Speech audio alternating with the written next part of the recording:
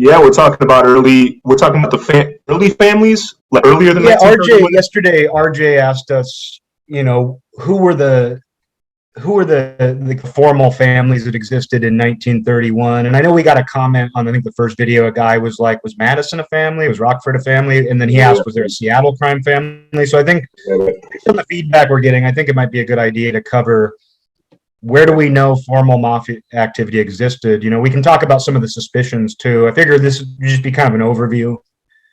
Talk Yeah, about. I wrote up a list last night, and okay. so I think we could probably discuss that. We could. Awesome. I We can came up talk about with placing possibly 30 families. Yeah, That sounds good. Yeah, we can talk about how there's a perception that people tend to say there was 26, but yeah, we obviously know there were a few more at least. And then we could cover some of these areas that we think there might have been activity and just say we're looking into it, kind of thing. Absolutely. St. Paul, maybe, and maybe it looks like maybe Omaha, and maybe some other places around the country. Right? There might have been a And couple. I can kind of address the Seattle thing too, since they have a Wikipedia page for it, so might as well address it. You're the Avo guy for the PNW. I'm trying. Yeah. I don't even know my own territory though. Hey, man. Even at its height, the mafia didn't control everything in its own territory, even in New York or Chicago. So a lot of stuff happens under the radar. Yeah. So you guys want to launch into it now? I'm ready. All right. Maybe I should get a hat first. What do you think? It's fine to me, man. You got to do one of those Frankie Calabrese, newsboy hats. Yeah, this works. There you go. Only Angelo's hatless. The only problem is that it's the upper 80s over here. Oh well, at least it's not the upper 90s like it was. You guys are cooling off. Yeah, It was in the 50s. it was about 94 earlier. Oh wow. Okay. All right, so we ready? Okay, well. All right. All right. Well, let's go. So we're talking about the early families in the United States. Early meaning at the time that the Modern Commission was formed in 1931, and obviously extending before that. Yeah, there's an idea that there were, I think 26 is the usual number that gets mentioned, that there were 26 families. Obviously, over time, they dwindled. That seems to be a fairly accurate view. We'll get into maybe some of the discrepancies with that. This tends to be a fairly accurate view of the post-1931 mafia. There's evidence there might have been other families, and we have confirmation there were more than 26, at least earlier on. But we've had a couple questions so far from listeners about which formal families actually existed. We've laid out the formality of what it means to be a family, that these weren't just arbitrary groups of Italian criminals who said, we have a boss, we have a family.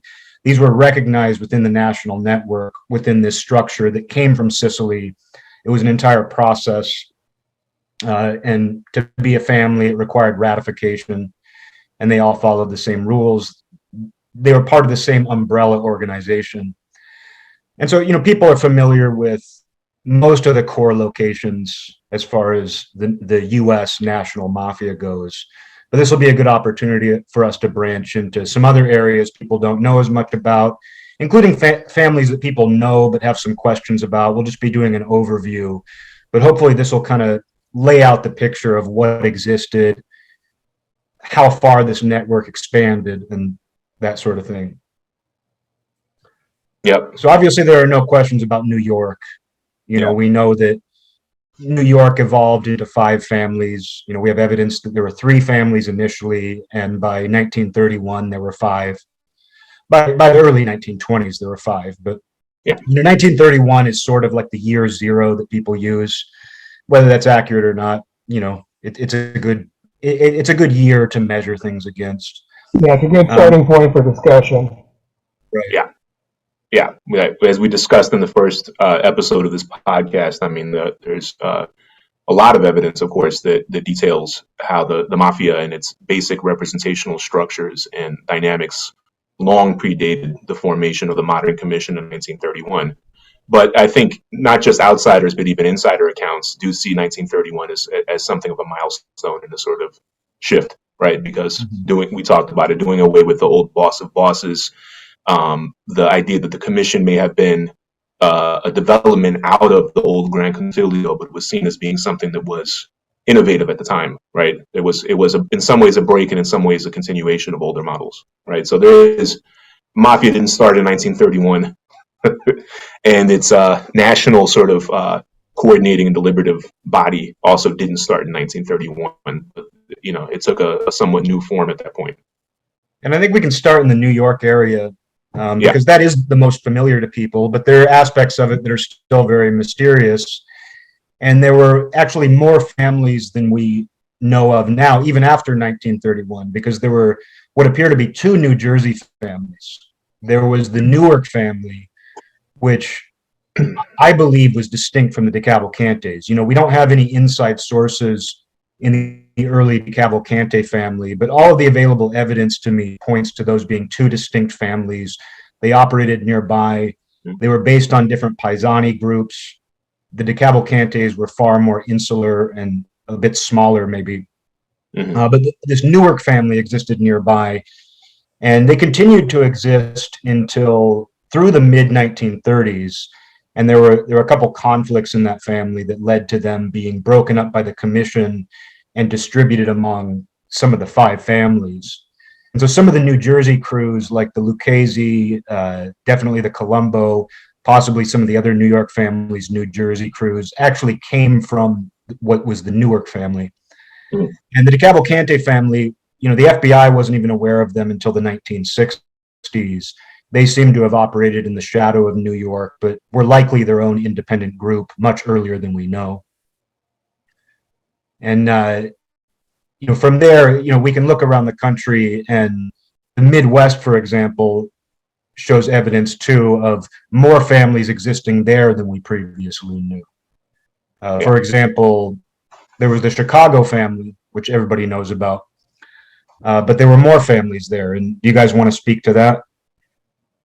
Well, I was thinking last night for listeners, we had a discussion with RJ and Michael D. Leonardo, and we discussed who would the bosses be in 1931. So after our discussion, I took it upon myself to come up with a list that put in alphabetical order, not just of the families that existed back then, but who we think could have been the bosses, and who do we know are the bosses. For some, it's more of an educated guess than others. So I was wondering how you guys would feel if we just went down the list alphabetically. We could discuss each one. Yeah, that's a good way of structuring it. Go for it. So the first one, and you probably could have quite a bit to say about this, is Birmingham, Alabama. And my thought for the potential boss, and we can discuss why, is Giuseppe Caternicchia. And why would we think that he could have been the boss, or at least a possible one, based on what you currently know? Yeah, Giuseppe Caternicchia, he was from Ribera, which we know is a Mafia stronghold, connects to the DeCavalcantes, actually. Most of their known membership early on was from Ribera. Giuseppe Caternicchia actually ended up in New Jersey before he died. His brother-in-law may have been a Birmingham member as well, last name Amari. I won't go into too much more detail, and not to self-promote, but we can link to my article on Birmingham, just exploring, Rick helped a lot with some of the leads on that. Yeah, definitely self-promote. Go ahead and tell link. Okay. It's a good opportunity for it. Yeah, sounds good. Giuseppe Caternicchia, though, that's a surname that shows up in the DeCavalcante family, but he was in contact with Gaspar Messina, who was the boss of Boston, and he was temporarily the Capo dei Capi in 1930. In the early 1920s, Messina sent money to Caternicchia. The Secret Service documented that. Caternicchia's address was also found in Nicola Gentile's address book. So he was clearly, and he's the lone point of contact, as far as we know, with these national figures. Based on other patterns we see, it was often the boss of the family who was the point of contact for other national figures, especially figures of that stature. Gaspar Messina was the sitting boss of Boston at the time. Nicola Gentile was at times a boss, at times a consigliere, a member of the Grand Concilio. So while we can't confirm that Catarinicia was the boss of Birmingham, he's the most likely figure based on the limited evidence we have. And on top of that, Bill Bonanno confirmed in his last book that a Birmingham family did exist. It was very early on in the history. And based on what we know about the southern roots of the American Mafia, it makes sense that Birmingham would have been a destination for guys coming from New Orleans and other southern cities. And for the majority of us researchers and just the people that have an interest in the Mafia, when he wrote that about Birmingham, I'd say a lot of us are mind blown. We had no idea that a family even existed there, until he put that out there in his assessment of Bill Bonanno book, which was published just after he died. And, so that motivated us to look into it.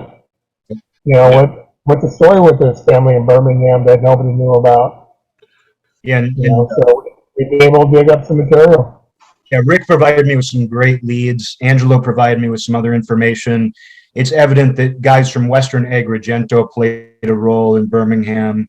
Bisacchino was the largest population of Sicilians. The Birmingham Italian colony was almost entirely Sicilian, Western Sicilian. It looks like the family was likely made up of men from the border area between all of the Western Mafia provinces, Caltanissetta, Agrigento, even Trapani, Lower Palermo province. Where those borders meet seems to have provided the Sicilian population in Birmingham. And some of what Bill Bonanno said, he no doubt got the information from his father or older members, probably his father, because he says that in the mid-1930s, the Birmingham members were very old and requested permission to disband. And then he says they were assigned to Tom Gagliano. We can't say for sure that Bill Bonanno's right about all that. There's reason to question some of his information. Like he says, the members were, I think he says the youngest member was in his 80s, which based on my research isn't true, because the guys we were just talking about from Ribera, for example, were younger than that. And then he says they all died off, I think, within a few years of disbanding. The guys I found continue to live until, Giuseppe Catarinicia, who we just talked about, he died in, I believe, 1957, and he was in New Jersey by that time. We have no reason to think that family continued to exist, though. I think Bill Bonanno's information about when they disbanded and why is probably true. And so that provided a new node in the network. And since finding that out, we've continued to find other connections to Birmingham. Yep. Turns out a lot of people passed through there. A lot of people had relationships there. The Tampa family had close ties to Birmingham. Angelo provided me some information on that. So we can definitely say there was a formal mafia presence there that just didn't continue into modernity. And that was after the formation of the commission, too. And we can see that a formal process played out where they requested permission to disband. The Newark family, who I mentioned at the beginning, they were disbanded seemingly against their will due to infighting. But families, much later, the Madison family, who I'm sure we'll mention, voted to disband too. So this was something that families did on occasion. We know of two examples for a fact because they were identified by members, right? It doesn't mean that that's exhaustive account of all of the smaller families and older families that might have existed in places that basically went moribund because I think of the sociological dynamics of the Italian and Sicilian communities in those areas. I think this is something just because it's, Birmingham is first on the alphabetical list, and it's an interesting case. I think that even in the first episode, maybe I was kind of keen to point this out because a lot of even people that are sort of mafia buffs, right, and definitely the general public, they think mafia, they think mob, they think Italian, they think big cities in the Northeast and Midwest. They think Chicago, New York, Philadelphia, Boston, Providence, and for some people, to them, that's the mob, right? They're not. Maybe they know about Detroit and Buffalo and so forth, right? But And obviously these are areas that had the largest concentrations of Italians in the country, in the Northeast and in parts of the Great Lakes in the Midwest, right? But there were families all around the country, and there were Sicilian colonies that emerged in all sorts of places across the U.S. and Canada also, right? As from the late 1800s into the early 1900s, Sicilian immigrants poured into the country through New York, New Orleans, Boston, and Philadelphia and Baltimore. And they got on trains and so forth, and they created basically webs that spread out far deep into the hinterland of these major, concentrations and into all sorts of colonies because of work, railroads, mining, manufacturing, produce vending, agriculture, right? So yeah, we have a place like Birmingham. The South as a whole didn't attract that many immigrants from Europe as compared to the North because of less industrialization, less urbanization, a less dynamic economy, right? So outside of New Orleans, right, we don't see as many large immigrant centers, and New Orleans has a distinctive culture compared to pretty much anywhere in the South for many reasons, right? But Birmingham, even if it doesn't seem intuitive that Birmingham would have a family, Birmingham was a major steel production center, right? It had a major manufacturing industry, and along with that, all sorts of corollary, service industries, including things like opportunities for produce, for truck farming, that sort of thing, right? And we know that the early mafia in the 19th century in Palermo, and then also when it took up shop essentially in New Orleans and in New York City and other places, was heavily active in produce and fruit, wholesaling and peddling, right? So you have a sort of exception to most of the South in a place like Birmingham. So it's actually exactly the kind of place, if you knew that, you might expect there to be a family because it did attract a lot of immigration from Europe. There was a Sicilian colony. It came, as you noted, it comes from areas that are, very, very heavily tied into the history of the mafia in Sicily. And even out from Birmingham, we know that the colony sort of ramified out into some of the rural areas because people owned farms, they owned land, they were involved in things like truck farming and so forth. But that situation also pertained to large areas of the Northeast and the Midwest, right? So rural Pennsylvania, lots of places in upstate New York, Illinois, Michigan, Wisconsin, right? Maybe, Indiana also, but, we don't know about some of the stuff that may have existed in places like Minnesota and, Nebraska. Obviously, Missouri's another place where we know that mafia families existed. So I think that's just sort of to make the comment because Birmingham comes up first, and it might seem like the most unintuitive to a lot of people. Like, really, there was a mafia family in Birmingham, Alabama, of all places, right? But if you actually look at Birmingham, it had all of the sort of, I think, foundational requirements that if we were theoretically to say, like, if we could identify a place that probably had an early family, it would look like that. There was reasons for people to go there, Yeah, there were even advertisements in early 20th century newspapers for the Sicilians to come over and work in the mining industry. Yeah, that coal mining is kind of counterintuitive to people is because that was one of the places that was the heart of Jim Crow. Yeah. And there was a lot of racial ethnic discrimination. Yeah, and just a couple points real quick about, why Birmingham might have disbanded in the 30s. My research into them showed the Italians were very much persecuted. The KKK in particular terrorized the Italian community. There was a lot of pressure to conform to, the mainstream Anglo, culture of Birmingham. Yeah. And, it seems kind of strange that a family would disband that early in its history. I mentioned that Madison did that decades later. We also have evidence of that taking place in Sicily, which seems very unlikely, but it did happen, where the family in Castelvetrano, which it turns out provided some of the Italian population in Birmingham, and there were people from Castelvetrano interrelated with the Ribera guys, who I mentioned, who were likely part of the membership, if not leadership there. But the Castelvetrano family actually voted to disband in the 1930s in Sicily due to Mussolini and the fascist government. As we know, they got back together, and today Matteo Messina Denaro is the de facto capo dei capi of Sicily. So in Sicily, it wasn't difficult to regroup. But you could see where when circumstances made operating a mafia family difficult, even in Sicily, they were willing to disband. Yeah. As far as the Italian population in Birmingham goes, we have this idea that, we kind of covered this in the operational versus organizational episode, but the public kind of has this idea that these groups formed around crime, like it was all about criminal viability. Beyond some little counterfeiting stuff that comes up in Birmingham, we don't really know the extent or even the tip of the iceberg as far as what they might have been involved with criminally. But what I'm led to believe from researching the formation of families across the U.S. is that the biggest factor was having a strong Western Sicilian community to build off of, where mafiosi had reason to go there. I mean, what attracted Sicilians to Alabama, and it wasn't just Birmingham. Yeah. They had Sicilian colonies all around that part of Alabama, up and down the whole western part of the state. And they were brought there by mining, agriculture. Mm-hmm.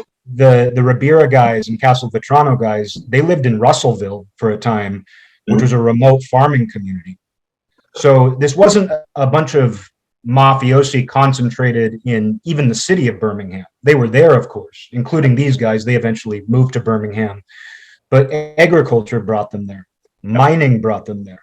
Yeah. And we see that around the U.S. The formation of families is heavily linked to specific industry, labor being a big one, as well as having a high concentration of Western Sicilians from specific hometowns that we typically associate with the mafia.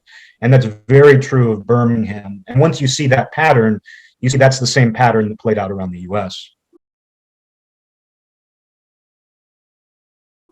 Eric, one name that you had mentioned dovetails to the next city, which is Boston. Yeah. And Gaspar Messina would have been, I believe anyways, the capo, the representante of that city in 1931. And we know quite a few things about him.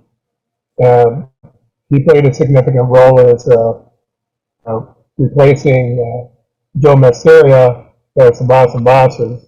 He was named the provisional boss of bosses during an investigation, and maybe we could discuss that more, discuss his role, but also his status in Boston.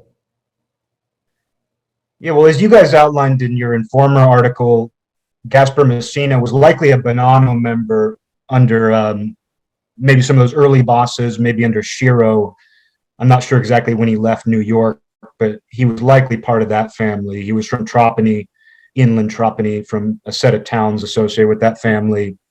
He was from where, Salaparuta, or? He's from Salimi, I believe. Salimi. And I don't know too much about historic Boston. There was definitely a strong Sicilian colony in Boston itself. Today we think of the New England family, and that includes Providence, very prominently, as well as some outposts in Connecticut. I don't know too much about the origins of that family. We know by the time Messina takes over, he's obviously a very important national figure. Yeah. He's elected to be this acting capo dei capi when Joe Masseria is deposed. But it doesn't seem to be, they don't seem to have intended for that to be permanent, because he was willing to step down. Right.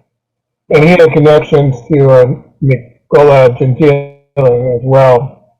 He writes about him several times in his book. Yeah, Gentile says that Messina held a banquet for his honor in Boston, but Gentile himself didn't attend. But Gentile talks about this banquet where he was toasted. He wasn't able to go. Yeah, and then he was told after the fact that, originally he was going to be there, but then he couldn't make it, and so they still had a banquet in his honor even without him there. I mean, I'm sure that stroked his ego quite a bit. Well, I think the Gentile thing opens up something. I had interjected Shaka before, the comune in Western Agrigento, right, and on the coast. And Shaka had a very significant colony in Boston. To this day, I believe they still have a Paesani society that has a like a festa, like an annual tradition that they do, and that's a very long-standing, very important Paesani community of Sicilians in Boston. And we know that Gentile being from the same general part of Western Agrigento, saw himself in his writings and his recounting of mafia politics in the U.S. as part of what he called the Shakatani in the U.S., right? So this is how he understood the Castellamarese War, as essentially a war between two factions in the national mafia, between the Shakatani and the Castellamarese, right? And we don't know a lot about the early Boston family. I don't think we have really a source to identify a lot of people as formal members, which is true in a lot of places, right? These have been heavily Trapanese. Yeah, Trapanese, we know that.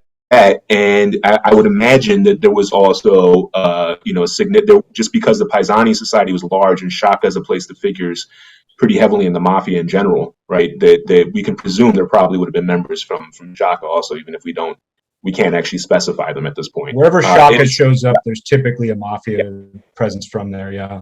And you already mentioned this in relation to Birmingham. We see this in Chicago. We see this in a number of other places like Kansas City. But sort of people from Western Agrigento and from Southern Trapani kind of go hand in hand. Mm-hmm. So just like that borderland around Busacchino and like the Western Agrigento border, right, is sort of like a whole continuum of connections, including places like Palazzo Adriano and Chiusa Sclafani. There's also a lot of connections then between Western Agrigento and Southern Trapani, Castelvetrano, Partana, Salemi, Sala Peruta, Poggioreale, are connected very closely. And to this day, the mafia, you mentioned Messina Denaro, and he's been noted repeatedly in Sicily as heavily connected to the families in places like Santa Margherita Belice, it goes to Menfi, that goes to Sambuca, all that is sort of part of a kind of a continuum of towns that have had a long and very heavy mafia presence. So we know that there were people from Southern Trapani that were important in the early Boston Mafia. And even as late as the 60s, some of those guys have senior sort of status memberships. I forget now, we recently did like a chart on the New England mob in 1963, right? And you can see even a lot of the younger membership at that point are mainland Southern Italians, right? Some of the older members at that point are still reflect those older Sicilian origins, especially in Boston. Yeah, and they all tend to come from Salemi. Yeah. And just to branch off from the Boston thing, I don't know if you were planning, Rick, on talking about Providence separately, but Providence is one of the big mysteries to me because what we know is Patriarca took over as boss there. He kind of turned the headquarters. Historically, the headquarters of the New England family was in Boston. We don't know if there was a separate organization in Providence that was merged, because we'll probably get into this a little bit. But there's evidence that there were more families early on that were consolidated into more of a regional group, almost like a Mondamento in Sicily in terms of geography and size. With Providence, I know there was at least some Palermitani presence. There was an early Gambino guy, is it Toto Chiri? He lived in Providence for a time. There's some other connections I found between people in the Gambino network in Providence, but not enough to really say for sure if there was a family there. Providence is largely a mystery. We know a lot of the members there in the New England family were mainlanders. So it's possible there was an independent mainland group there that were brought into Cosa Nostra. I suspect that might be the case. So the source for information about Boston and Providence is Vinnie Teresa. Yeah. And he names Frank Buttsy Morelli as Capo Regime, the captain in charge of that area in the 1950s. But he doesn't really tell us anything earlier than that. But Frank Buttsy Morelli was part of the Morelli gang that supposedly did the actual shooting in the Sacco and Vanzetti case that Sacco and Vanzetti were accused of and convicted of. They were known bank robbers, and basically they terrorized the community.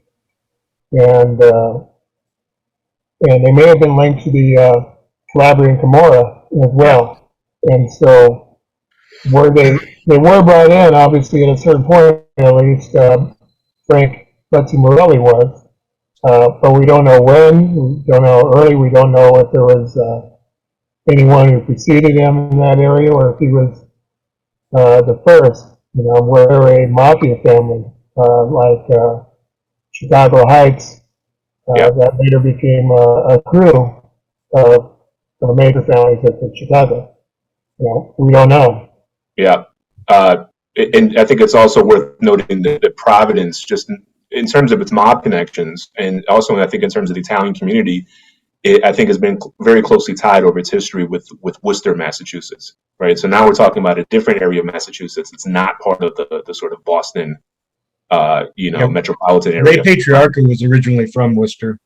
That's correct. I don't know if he was born there, but I know he lived as a child there. Yep. He was born there, and his wife's family was from there. And his wife's family, when I looked into them, it seems like they originated at least partly from Termini and Marese, which is a very important town that we'll talk about, I'm sure, when we talk about Chicago. Yeah, a possible early Boston boss before Messina was Gaspar de Cola, who was from Termini and Marese.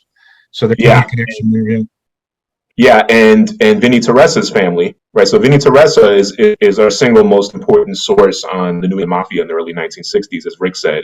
Vinnie Teresa was not an inducted member of the Mafia, right? He was an associate, but he was able to give info from his perspective as not as an inducted member, but as someone very familiar with it, and from a family who he claimed was connected with the Mafia going back to Sicily. He said his grandfather, who was from Termini and Marese, was a don in the Mafia, as he put it. So there may have been a cluster, not just in Boston, but also, maybe around Providence and Worcester of Palermitani, maybe from Termini and Marese and some other places. It's one of those things we don't know for a fact, but we kind of have a few things pointing at that.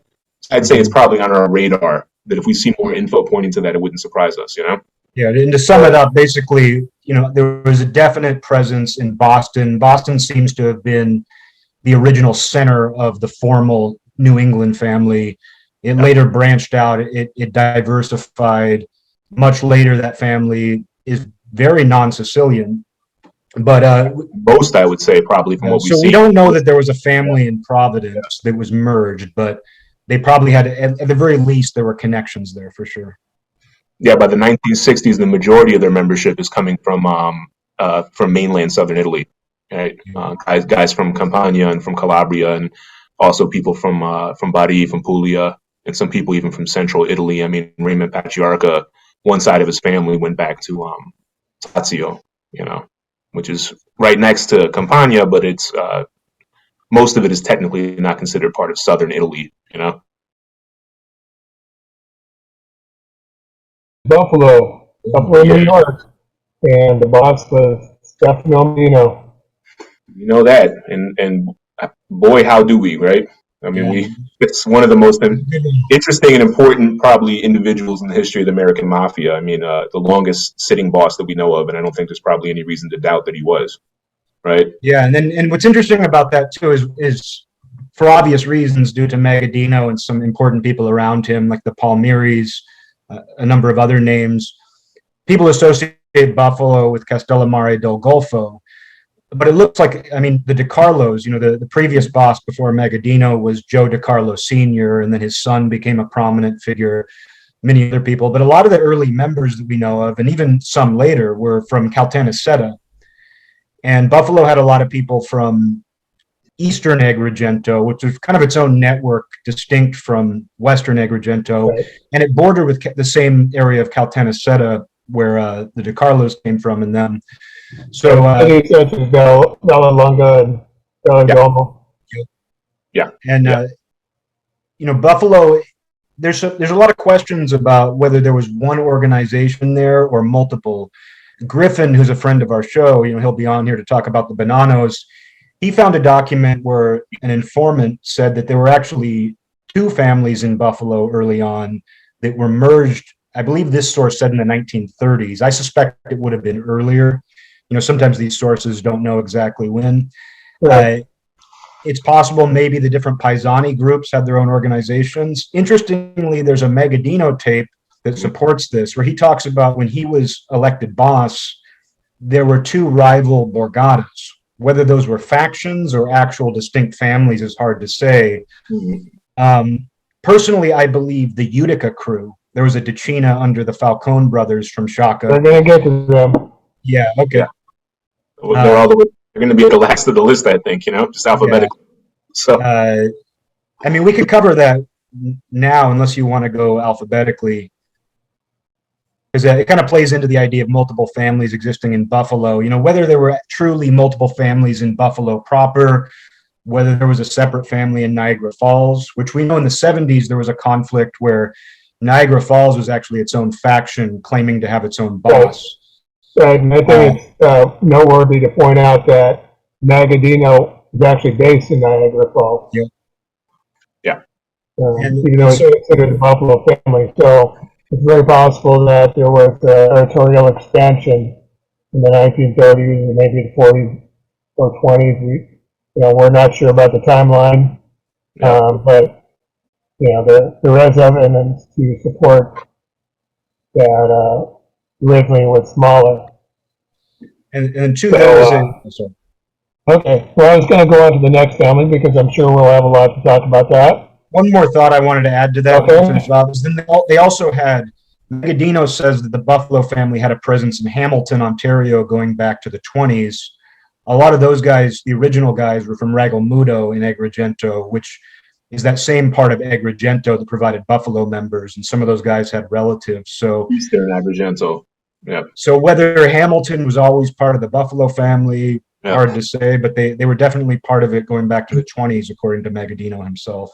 Yeah, and you had other Buffalo satellites in Western and upstate New York, so not just Utica, but you had Rochester, which we know later on they tried to form their own family, which was never officially recognized, which has remained sort of a question that I think people have about the history of American Cosa Nostra. Yeah. And they also had a presence in extreme southwestern New York State in the area around Chautauqua County. In Erie, Pennsylvania, they had members there. That borders that same county right there, that extreme, so it was a family that we called the Buffalo family because the power base is in Buffalo, but it had, whether there had been independent families early on that were absorbed by Buffalo in a number of these places, not just Utica, but maybe Rochester, maybe, Chautauqua, County, Erie, and that kind of stuff. That's, those are things we don't know about. I think it's apart from Utica, which that's a different story.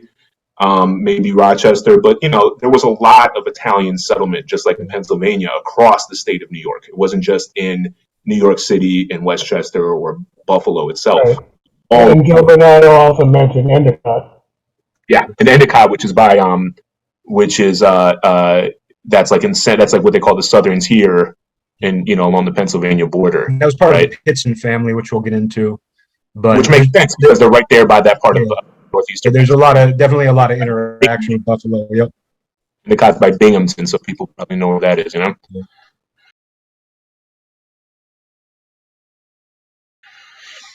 so getting on to the next one, we have Chicago, and oh, buddy, for the year 1931, I have two bosses. Yeah, officially recognized as bosses of Mafia. The Catalanza was the more common insider name during that time period.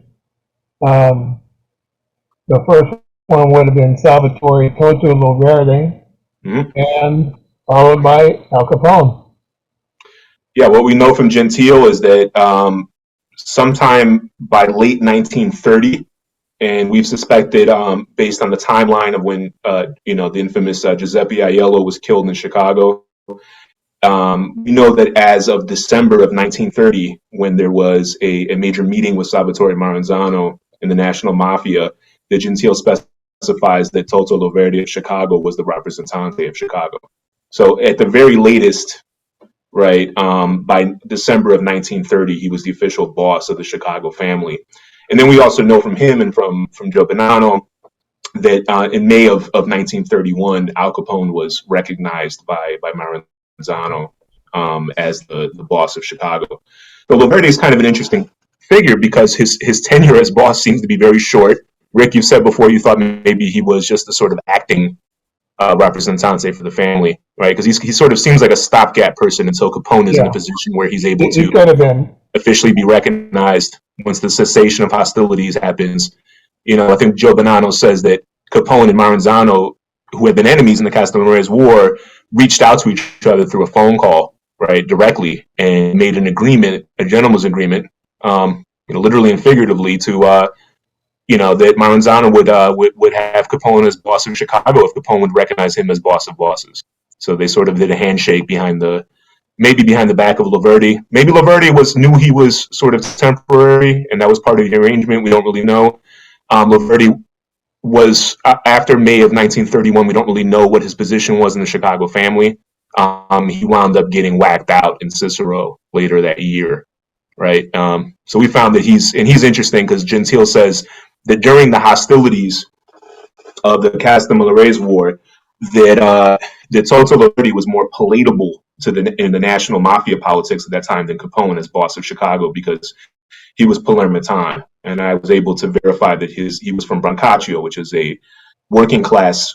I mean, you could call it a mafia-infested neighborhood. I mean, even by Palermitan standards, really historically important in the Palermo mafia. Speaking not Palermo province, but of Palermo proper, it's sort of a kind of like a peripheral neighborhood of Palermo City. And there was a colony of people from Brancaccio in Chicago who Laverty's family was part of that.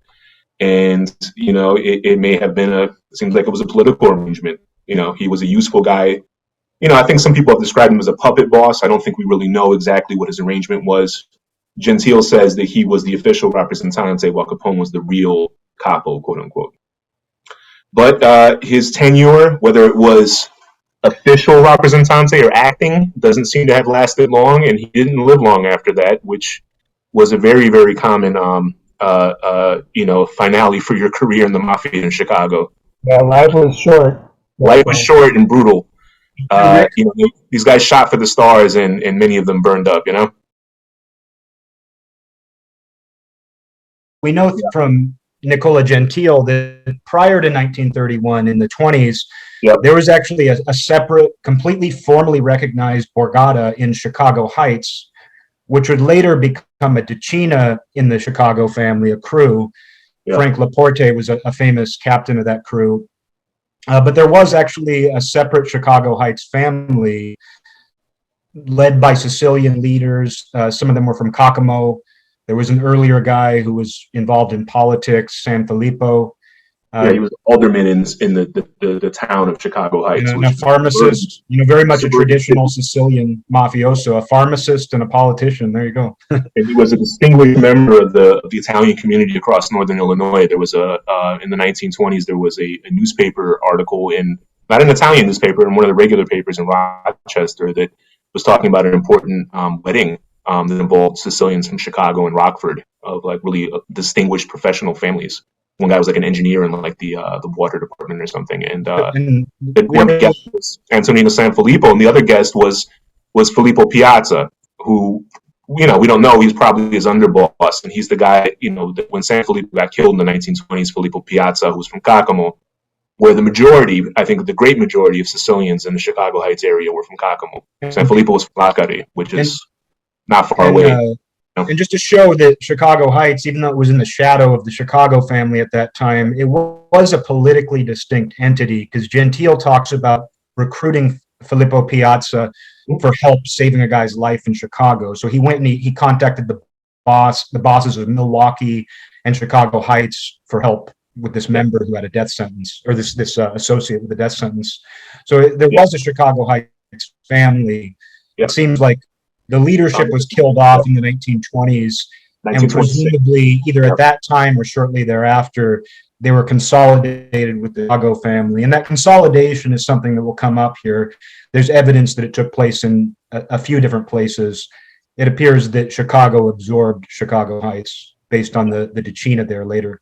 Yeah, we don't know the exact year that would have been formalized. If it happened immediately when Filippo Piazza was killed in 1926, and some of the men around him were also murdered, right? But a bunch of other Kokomo guys, his paisani, they stayed on. I mean, number of members as well as a huge number of clients, like relatives and in-laws and business partners. They remained a really important part of the Chicago Heights mafia, for many decades afterwards. So, but the who we know as the Capodicina of that crew, once it was absorbed into Chicago, are succession. The three first ones were a succession of Calabrese. So there was, it was a large crew. I think later on, it may have been Frank Bompensero, I think, that said Frank Laporte had like 20 to 30 men or something answering to him. Francesco Liparota, who's from Cambiase, Catanzaro in Calabria. They call him Frank Laporte. Frank Laporte. He was, we don't know that those were all made men, but it may have been one of the larger crews, if not the largest crew formerly in the Chicago family, which would make sense if it had been a family that was absorbed, right? We don't know how large the Chicago Heights family would have been. It probably wasn't very large, right? But, that was a whole family that sometime between 1926 and about 1930 was formally subsumed within the Chicago Mafia. And I don't know if we need to talk about Gary separately because we don't know much about Gary. You want to mention Gary now? Gary, Indiana. Actually, I want to go to the next family in my list, but just add to what you said. That there was a photo in a book on Chicago Heights called "The Boys from Chicago Heights" by Matt Lucy. Yep. I highly recommend it. The book. Yep. Great book. And it has a photo, a group photo of members of the Chicago Heights crew very early on, and I don't recall the exact number, but it looked like it was at least 30 people. So pretty large for a crew back then. Yeah, and it reflected the Italian population of Chicago Heights, which was in the suburbs of Chicago, but its own city with its own infrastructure, its own industry, which is how Gary, Indiana was. So it wasn't really a suburb of Chicago, even though it's in the suburban area. And they had a lot of Sicilians, mainly from Kokomo, and then a lot of mainlanders from different parts of the mainland. And that was reflected in the makeup of the Chicago Heights crew. Yep. Yeah. So on to the next city. It's Cleveland, Ohio. And There we I'm go. not exactly sure if there might have been two bosses in 1931. Possibly Dr. Giuseppe Romano, because he was referred to as a boss when he was killed as a former boss. And we're not sure exactly what to put him in the timeline. And he was succeeded by Frank Milano. Now, so was Giuseppe Romano boss in the early part of 1931? That's uncertain. Yeah. And Romano was from Termini Merezzi also, right? And Milano might have been the first non-Sicilian boss in the U.S. Gentile says that he became boss in 1930, I believe, because Gentile became the consigliere under Milano. So he might actually be the first official boss of a family who was non-Sicilian. Yeah, because Capone wasn't official, like we said, until early 1931. So I think, there'd been Milano was, as far as we know. There's been a great deal of infighting in Cleveland between Paisani, and this is something we see a lot. It's easy to separate and say, the guys from a certain hometown were their own faction. But as we know, familiarity breeds contempt, and the Luccheses, the guys from Licata in Cleveland, were the Pirello faction and the Leonardo faction, and they essentially massacred each other. So Milano may have been kind of a neutral party, given he didn't belong to that Sicilian group. I think a similar thing could have happened in Chicago Heights, to go back to that. This happened a lot, So, I mean, in some of these cases, their worst enemies were the people that were closest to them, right? And, if that family, as it appears, was mainly led by and formed of men from Kokomo and Palermo province, and they may have, it was an internal war, and it could have been that the guys from Calabria were seen as a neutral party, Yeah, I think that kind of dynamic probably happened a lot, Yeah, and there could also be issues with Nicola Gentile's timeline. So guys were not 100%. The person who refers to him as a former boss is Angelo Leonardo, because he was the person who murdered Giuseppe Romano, and Frank Milano is said to have given him permission to carry it out. Romano was a surgeon who had operated on Angelo Leonardo's father, was the previous boss of Cleveland. And he wasn't able to save his life. So, and he blamed him for his death. And Romano, being a practicing surgeon, it draws back to San Filippo, the boss of Chicago Heights, being a pharmacist. This is something we see a lot. There were many, many doctors who became bosses in Sicily, members as well as bosses. Not uncommon at all for practicing doctors, even surgeons, to be. Another early boss, or at least potential boss, was Gaetano Conti in Pittsburgh. Right. Yeah. Yeah, and other professionals. I mean, Tony DeAndrea, an earlier boss in Chicago, was a former priest who was a language teacher to the elite rich class of Chicago. He was essentially a linguist with a university degree from the And a University court of Virginia. translator. Yeah, yeah, exactly. So I mean, he worked for the Berlitz language school. And it's not. I mean, some of these guys. I mean, they were the upper crust of the Sicilian community. And Right? in context with this discussion too, these weren't people in poverty. Like the Sicilian mafia, it wasn't sending over their poor who were struggling to make ends meet and committing crime. Many of these men came from a mafia lineage. They were entrepreneurs, they were professionals. They were guys who were poor and they were hoodlums and they were bandits and that type of thing. But what made the mafia what it was the fact that you had a pretty diverse set of backgrounds among the members and leaders. Yeah, you had people who were from the contadino class, from the peasant class, who in the mafia in Sicily worked their way up through force and through charisma, and acquired tremendous power and wealth, through that means. And they had relationships with people from the professional and the upper classes and the political classes, and that happened in the U.S. So some of these, especially a lot of these influential early mafia members in the U.S., may have been professionals and may have been from wealthy families and educated families in Sicily, and then other ones were contadini that were illiterate and came over and formed some of the recruits, right, for the mafia in the U.S. Well, next we have Dallas, Texas. All right. And the boss at that time was Joseph Uranio. And Corleone. Yep. Which we know had a important presence in a lot of cities, not just in New York City, not just the Morello, Terranova family, right? But Yeah. And Joseph Uranio had just succeeded another Carlo who died in 1930.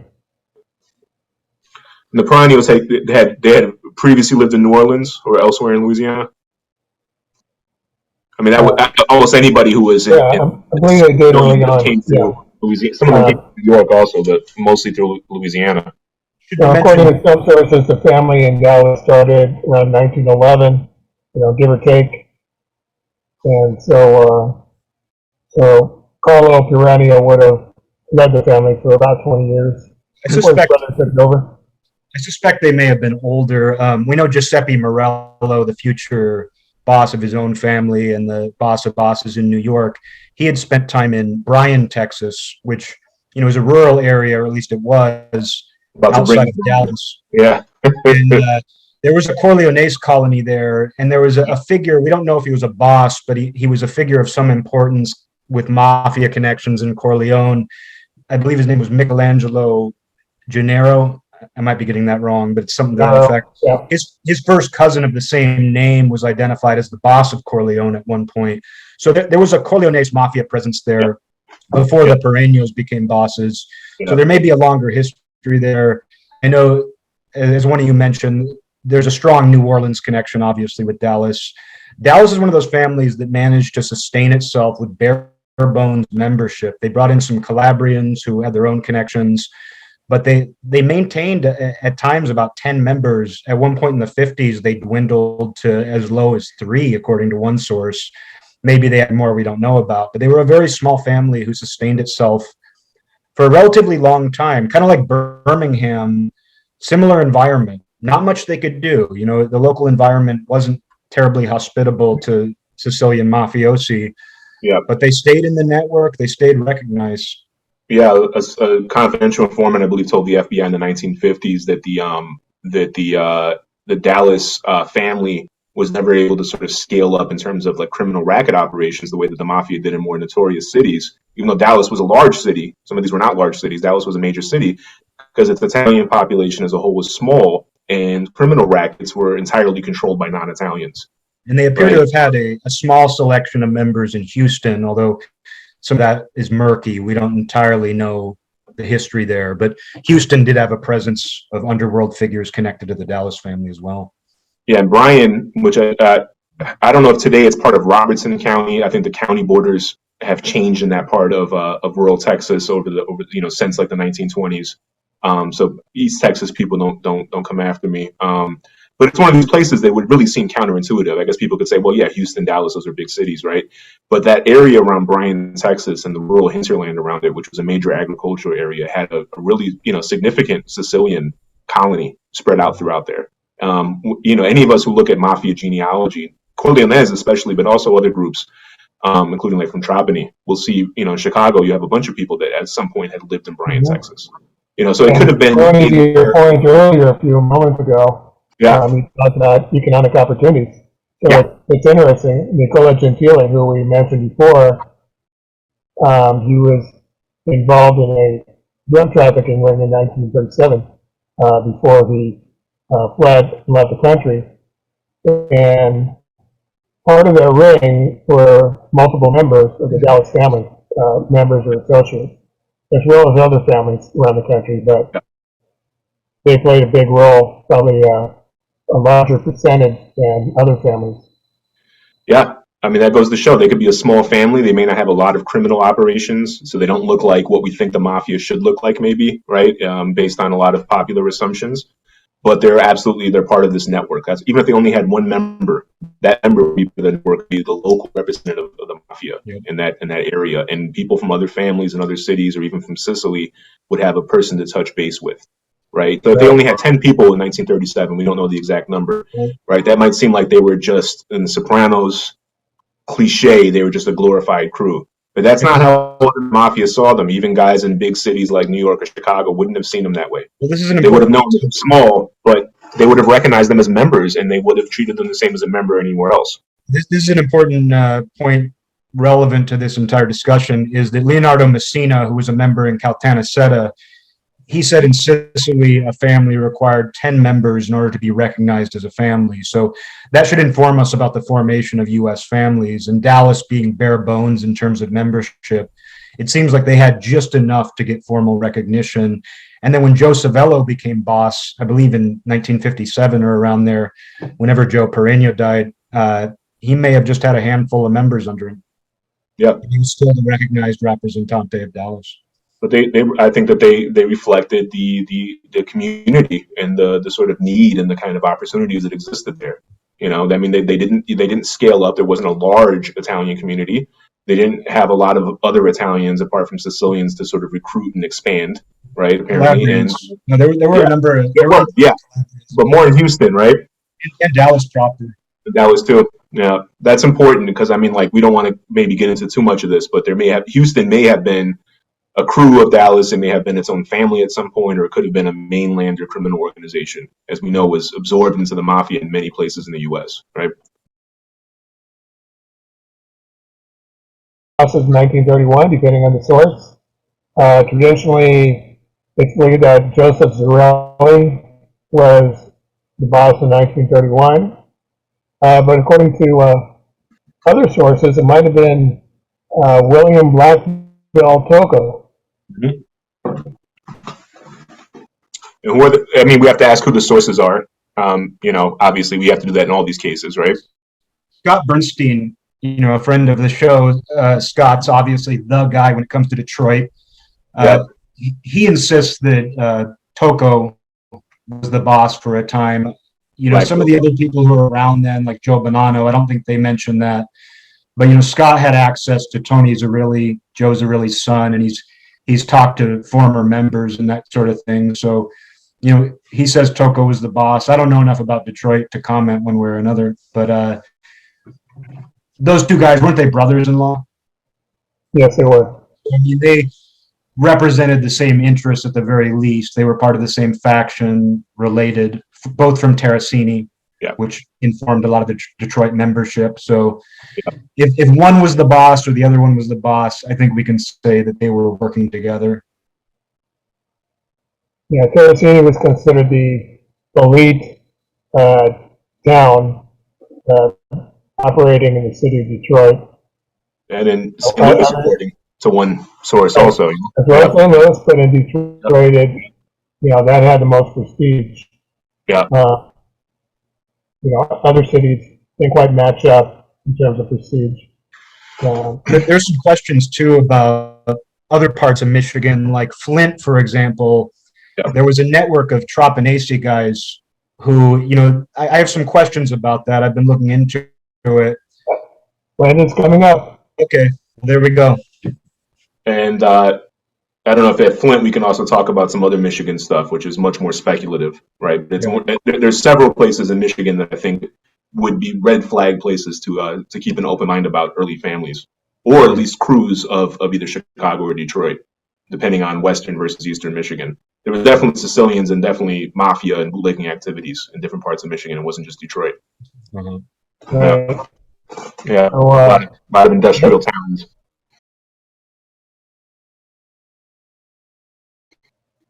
Then we go on to Elizabeth, New Jersey, and that was previously noted before. And the person that I wrote down as the possible boss, who I believe was the boss, is Stefano Badami. See, I disagree with that. Yeah. Okay, well, that's what we do. We're able to brainstorm and throw out ideas at chair and have a respectful debate and discussion. Yeah, definitely. No, yeah, we always come from a place of respect. No, I believed Badami was the boss of the Newark family. His underboss was Stefano or Saverio Monaco. We don't know anything about the De Cavalcante family at that period. The Riberesi seem to have been the men who formed the family. Badami was from Corleone. He never lived in Elizabeth himself. Not that that's necessarily the be-all, end-all. I think this is probably worthy of an episode unto itself, getting into these two New Jersey families. And Newark and Elizabeth are right next to each other. You have numerous sources maybe not numerous, but several sources who say Badami was head of the Newark family that disbanded. We do have the Majuris who show up in the Elizabeth family. And I don't even know if framing it as the Elizabeth family is totally right, because I believe what became the De Cavalcante family, based on my research, may have started in Manhattan. Whether they were a family, a faction of another family, it's hard to say. We have so few sources. They're by far the most secretive family in the Northeast. So there's a lot of mystery there. They appear to have been distinct from Newark, though, and I strongly believe Badami was actually the boss of Newark. And we do have another source, part of our group, who said he saw a document that listed Bill Bettino of the Chicago Life Crew as the early boss in Elizabeth. Yep. Yeah, that apparently came from Anthony Rotondo, who was a later Capodicino of the De Cavalcante family in New York. He was born, maybe the 1950s, and he wasn't made until the 1980s, and his father was made in the 70s. So, he wasn't Sicilian. His family wasn't from Ribera. We learned that a number of years ago from a friend who is an Italian researcher, Felicia. He obtained some documents where Rotondo was interviewed by Italian authorities. And yeah, he said Phil Bacino may have been an early boss. What makes sense there is that Bacino was from Ribera, and he was heavily linked. His son married a girl from Elizabeth. We know that he was actually part of the Ribera Club. He was part of their orphanage committee, even when he was living in Chicago. What makes this confusing is that Phil Bacino came to the U.S. in the early 20s. Yeah. He himself was very young. We know the Sicilian Mafia made people young. Bacino's brother, Luciano, was later identified as a high-ranking member of the Ribera family in the 1940s and 50s. He was related through marriage to the Jacobis of the De Cavalcante family, who were captains. They were an important family from Ribera. So he has all the makings. Like, his background lends itself to the De Cavalcante family. He can be directly linked to the De Cavalcante family even after he lived in Chicago, but he appears to have only been in New York for a very short time. He's not known to have ever lived in New Jersey. So it's a mystery. Right. We know that in the 1930 census, it looks like he was living in Chicago. Yeah. Oh, he was living in Chicago before that. He was in Chicago in the 1920s. He lived around the corner from where I grew up on Ohio Street. He lived a block down from where Joey Lombardo later lived for a long time. He was associated with, later on he was associated with the Chicago Heights crew, but in the 20s and the 30s he was in the city of Chicago in the the near northwest side. And it should be noted that he was a close associate of Pasquale Lolordo, Patsy Lolordo, who was from Ribera also and was a really important person in the Chicago family, who was one of these other short-lived bosses in 1929. And also an associate of Jim DeGeorge, who was a Cappuccino in the Chicago family. So there was a cluster. He wasn't a one-off. There was a lot of people from Ribera and Burjo and neighboring towns in Chicago, right. Sambuca and so forth. And he was part of that larger sort of Sicilian network in the Chicago family. But according to the information, a boss or a captain of the North Side crew, for Las Frio. And I mentioned the 1930 census because that's the closest documented information we have before 1931, which is that's under discussion right now. Yeah. There's another document. He was definitely in Chicago in the 20s. So I think it was around 1925, roughly. Yeah, what I want to add to that, too, is you mentioned Pasquale Lolordo. He was from Ribera. Yeah. He was the boss of the Chicago family. He and Bacino were arrested together in the 1928 Cleveland meeting. No doubt came together. They were paisans. They were close. Yep. Pasquale Lolordo's brother, Joe, who was active in Chicago, he moved to New York City. He lived in Queens. And he became a Cappuccino in the De Cavalcantes. So, Bacino very closely linked to the De Cavalcantes. Joe Lolordo was part of the same orphanage committee alongside Bacino and Jim DeGeorge of Chicago. So these Riberesi in Chicago and Jersey, New York were very closely linked for decades. Yeah. As far as Bacino being a possible boss, it had to have been very short term. I don't think his age is as big of a factor because a lot of bosses were young in those days. We know Bacino was very well connected to the Mafia in Ribera and throughout the United States. It's just a question, if Rotondo said he was an early boss, it had to have been on a very short-term basis. But my suspicion, just to sum up the Elizabeth stuff, is the boss in 1931 is unknown. I don't believe Phil Amari. Phil Amari is the first known boss. And I have a photograph of Bacino and Amari in Ribera together. They went there for orphanage business. I don't believe Amari was boss in 1931, but I say for sure. I suspect whoever it was probably an obscure guy from Ribera. I have a list of the founders of the Ribera Club. I suspect one of them could have been the boss. We don't know. It was probably someone from those clans from Ribera, is my suspicion, based on the patterns that play out in that family over decades. Yeah. So it remains to be seen what the official arrangement was, but that's my suspicion. Yeah, we call it the De Cavalcante family, even though after Sam Rizzo De Cavalcante, who was not from Ribera. So even though, historically we could really refer to it as the Ribera family because the guys who were not Riberas were the exception. But we call it the De Cavalcante family the same way we call it. Certainly dominated. Yeah, absolutely. We started getting a lot of info in the family under his tenure, like in the 1960s. I mean, his conversations were wired to the FBI, and we have troops of those, and they're very, very informative, important sources, right? Well, next on the list is Flint, Michigan, and a possible boss, Tony Crescenzo. He was killed in 1928, I think, so he wouldn't have been boss in 30, but I have suspicion that was its own group. We don't have confirmation. I know, Rick, you mentioned that, is it Orazio Tropia of Chicago? When he was murdered, his address book was found after he was killed, and that's where we first learned about Mafia members existing in Flint, Michigan. Playing a significant role. It's been a while since I looked at it, so I've gone from memory, and that was the name that popped up. So, and I wanted to have some names in the list, but we do agree that it was very probably they had a Borgata there in 1931. As far as who was the boss, we'll probably have to look into that a bit further to come up with a definitive name.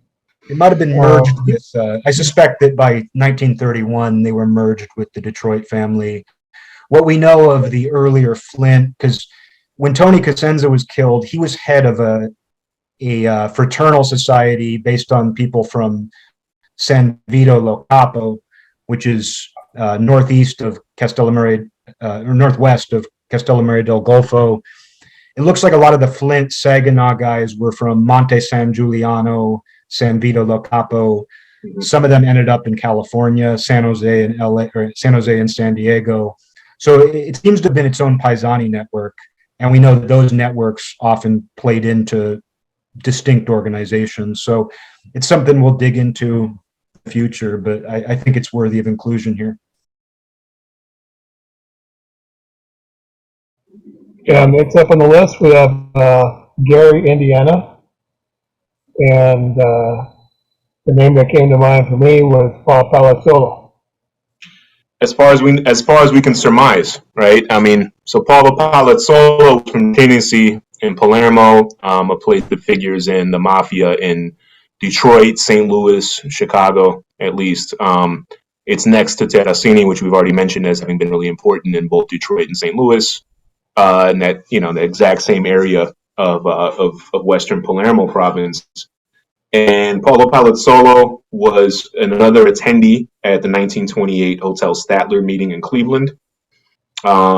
He was there with Giuseppe Giunta, who was apparently nicknamed Hop Toad, at least by the media. I don't know if he was called that by his fratelli in the Mafia, but he was in the Chicago family, but he was also from Chinesi. So we can surmise it was like Chicago Heights, where it was an independent family. It was later absorbed as part of Chicago, and it seems to probably have been a formal Decina or crew in the Chicago family later on, maybe up until the 60s or 70s. And was probably they had a lot of shared territory, from what I can tell, based on arrests and events that happened in the 20s and 30s. These families existed in Chicago's periphery, right? But they were independent families. But they had it seems like they had a lot of interaction with Chicago members and probably shared operations, right? And it's very close to Chicago. It's another city it's a city, so it's not a suburb, but it's in the suburban area. It's very close to Chicago Heights. They're both right along the Indiana-Illinois border, and they're both very close to the city of Chicago. So it's right in that area, but it was at one point one of the largest steel producing centers in the world. I mean, it was basically a company town of U.S. Steel, which had a huge number of immigrants from Eastern and Southern Europe, including many Sicilians and other Italians. And it was absolutely a place that one should not be surprised that there was a Mafia family. We know from Frank Bompensero, who we've credited many times, as Eric says, he's sort of like the equivalent of Nick Gentile for like the 1950s to the 1970s for the most part. LA member based in San Diego who knew Mafia members all around the country and gave us really, really important information on all sorts of families beyond LA. And he said specifically that Gary, that he had information that there was old small families around the country, including one of the ones he specified was Gary, Indiana, and that was in the 60s. And he also said Antonino Pinelli, who was from Calashibera, used to be Caltanissetta, now it's Enna province, who was a Cappuccino in the Chicago family. He specified that he was not a member of the Gary family previously. So he made two references to a family existing in Gary. In the 1940s, Pinelli relocated to California, right, just at the LA area. And according to Bompensero, he continued as a Cappuccino in the Chicago family, probably with guys acting for him in this Gary. Seems like he was probably the captain of the Gary crew, with guys acting for him. And then in around 1965, he formally transferred to LA because he was too old to continue overseeing his duties in the Chicago family. So like the Chicago Heights family, it appears that there was, which this tells us a lot, that there were potentially three families right along there. Yep. Chicago, Chicago Heights, and Gary. It's possible there could have been one in Benton Harbor, St. Joseph, Michigan, which is just over the the state line. It's a sort of bedroom community of Chicago, even though it's in Michigan. It's not really part of the Detroit network. And there's a lot of Mafia activity, a lot of Sicilians there related to Chicago. It could have been a family or at least a crew. Chicago. It definitely was part of Chicago for a long time. So that's a speculative one, but that could have been another area. It definitely had Mafia activity. No, But there's I just stand up for a second. yeah. Did you mention that Palazzolo was killed in 1935? No, yeah, he was killed in 1935 in a hail of gunfire, as often happened. And as far as we know, the Gary family probably died with him. It probably was a similar thing as to what happened in Chicago Heights, where the existing boss is killed. Something happened, some political thing happened where these people did something that caused an issue, probably with the Chicago family. He got taken out, and as far as we know, we don't know the exact year, right? It could have been in 1935. It could have been a little bit later. But it seems like probably by that point, Gary was out, because later on, all the guys that seemed to be in control of outfit operations in Gary were Chicago Sicilian guys up till, the 1970s. The evidence of Palazzolo's stature comes from the 1928 Cleveland meeting where Palazzolo attended, and he was there with other guys from Chinese who were affiliated with Chicago, possibly Chicago Heights. Yeah. And they actually, the other guys from Chinese at the 1928 meeting used Palazzolo's Gary address. There's newspaper accounts. We don't have a lot of inside info. Yeah, I mentioned Junta. There's also Frank Abate. And I think we're all on the same page that the evidence. Yeah, newspaper accounts also described him as an Italian leader. Yeah, I think we're all on the same page that. Bonpansero says there was a Gary family. You can't get a better source than that. He knew people from there. He knew people from Chicago Heights. And I think we're all in agreement that Palazzolo, kind of like with Catarinicia, but with even more evidence, it appears Palazzolo was probably the boss. Yeah, and in 1929, there was a major bootlegger named Salvatore Bianco who was killed in Gary. He was from Partana in southern Trapani, part of that same area that we've already talked about. That was a really important area. It's a really notorious mafia town to this day, right?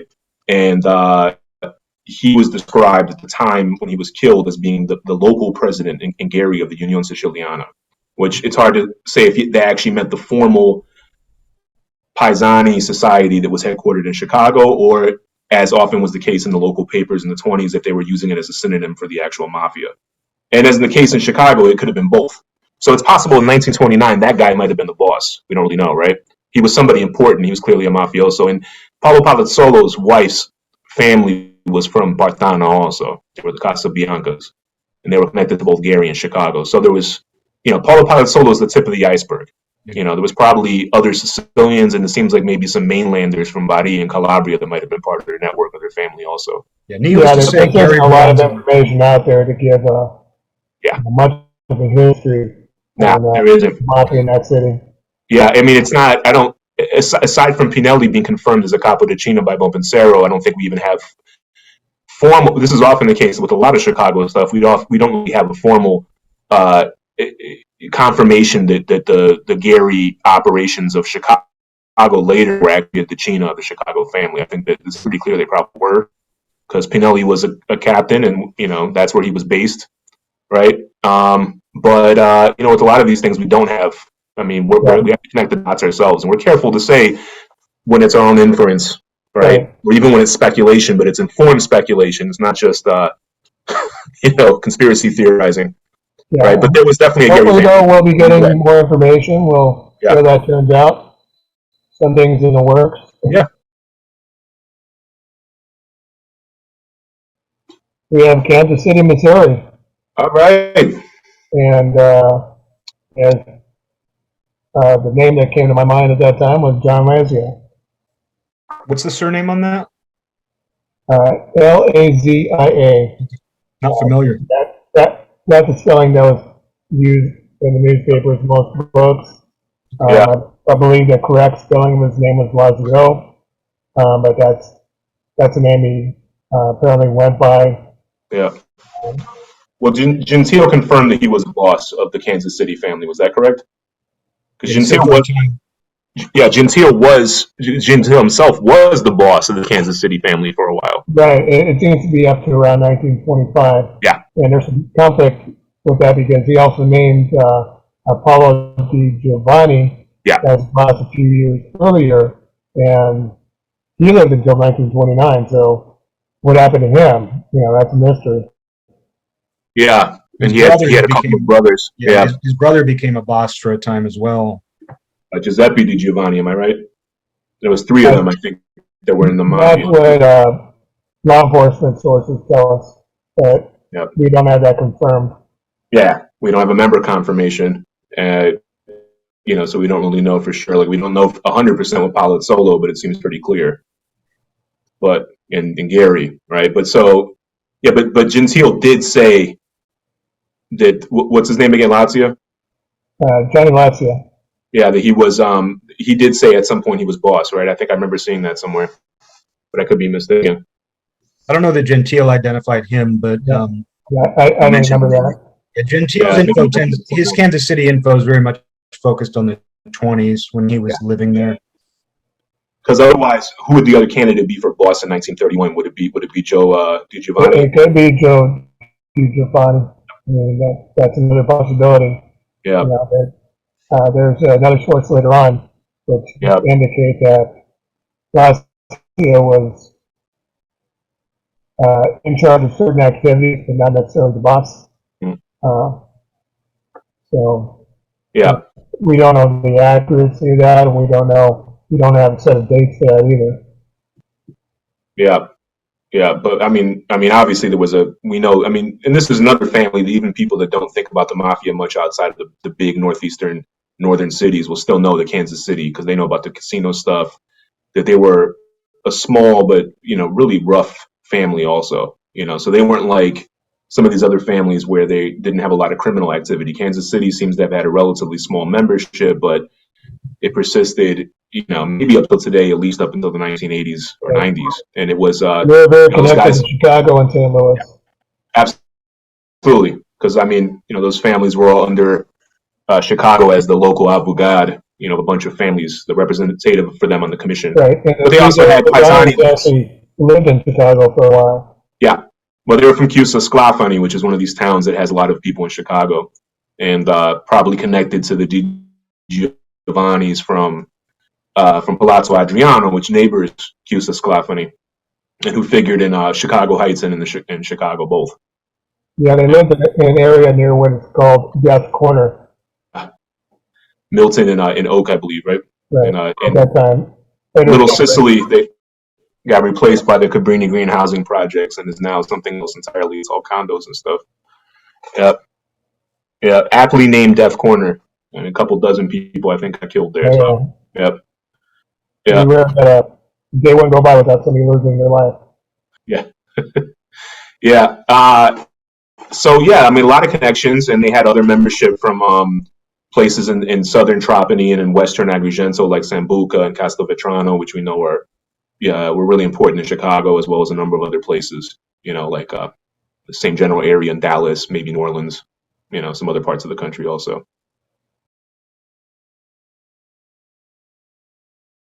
All right. And next on the list, we have Los Angeles. All right. We also have two bosses for 1931. The early part, we have Giuseppe Arditoni, otherwise known as Joe Arditone, and called the Iron Man by some. I love these names because you don't know where they come from. A lot of them come from the press and law enforcement. It's like Top Toad, the Iron Man. I saw one guy today who was called the Immune. Yeah, I've seen the Immune several times. Yeah. Almost none of them were immune because they all got killed, but yeah, all right. Yeah, I think Iron Man may have been a more recent innovation. Okay. And he was murdered, but he apparently was, he said it was Salvatore Maranzano. He apparently sent a contingent to aid Maranzano in New York. So we don't have the details on that and to run a speculation, but that's, and Gentile doesn't give us names, but he was the guy who was in charge of Los Angeles at that time. And was killed in early 1931? Yeah, Frank Bompensero told the FBI that he attended a peace meeting in Chicago around that time. He accompanied Jack Dragna, who would become boss after Arditone. And he said that the Chicago family was involved in arbitrating some kind of conflict in L.A., and that Arditone was killed after returning. The timeline's a little murky. Rick, you know a lot more about Los Angeles history than me, but Bompensero didn't tend to just throw those things out there. It does seem like they had gone to Chicago for some kind of meeting to mediate things, and Artizone ended up on the wrong side of it. Yeah, that seems to fit in 1931 because there was an attempt on Artizone's life. He was shot and survived. And there was another attempt made on his life when he was in the hospital. And then a couple months later, he was supposed to be meeting with somebody in, I believe it was in Redlands, California, and he was never seen again. His car was later found, and but he went missing. And at that time, there were several other farmers and especially grape farmers who went missing. So they were sought by the police, and the Mafia attempt to get grape farmers who were connected to bootlegging. Okay. They didn't have the inside information that we have now, thanks to people like Frank Montpensiero. Yep. So, and as Eric said, his successor was Master Jack Grania, who Artizone came from Vienna de Greci. Grania, like the Perannos, came from Corleone. And Grania has a long history in the United States. He was connected with murder of Bernard Bath in 1914 in East Harlem. Mm-hmm. And when he was wanted for that, that's when he and his relative by marriage, Ben Risotto, ended up in L.A. And Dragna, in Jimmy Fradiano's book, and Jimmy was made a capo di Cina under Dragna, like Bonpensiero was for a time. And Fradiano says in his book that Dragna told him Dragna himself was made in 1914. So it's pretty obvious that Dragna was a member of the Morello family. Yeah. And then we know the Lucchese family represented the LA family until Dragna's death. So deep relationship there. The Corleone connection played a strong role in Dragna's rise. He himself was likely a member of Giuseppe Morello's family, after Morello went to prison, of course. Yeah, so that could have played a role also, because Morello was, possibly Joe Masteria's underboss, or at least a very influential administrative position. Yep. And so, if a disagreement with Artizone's support of Maranzano.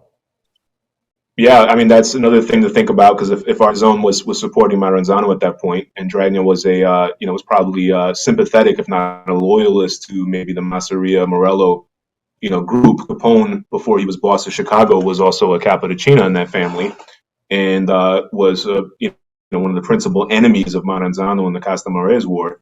So whether or not Artizone was killed directly because of that, one can imagine he probably didn't have a lot of goodwill at the meeting in Chicago if that's what happened, Although, as possible counterpoint to that, Tom Gagliano and Tommy Lucchese were Maranzano supporters. That's right. Yeah. We know Dragna had a very positive relationship with Gagliano and Lucchese, so he very well could have been on that side of the fence too. Hard to say.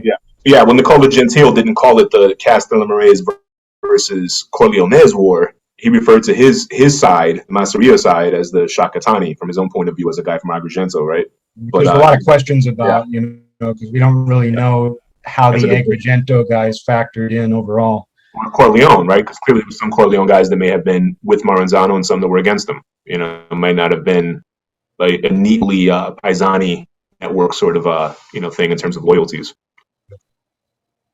Yeah, so there's two possibilities that go in opposite directions. Mm-hmm. Yeah, that's the Castellamarese War was not just a war in the New York Mafia; it was a national war in the Mafia, right? There was events in Detroit and Chicago that were directly part of it, and possibly LA, right? Yep. At least in terms of the after effects of it. So it was not a New York conflict; it was a larger, conflict for control of the national mafia. Politics were interconnected nationally.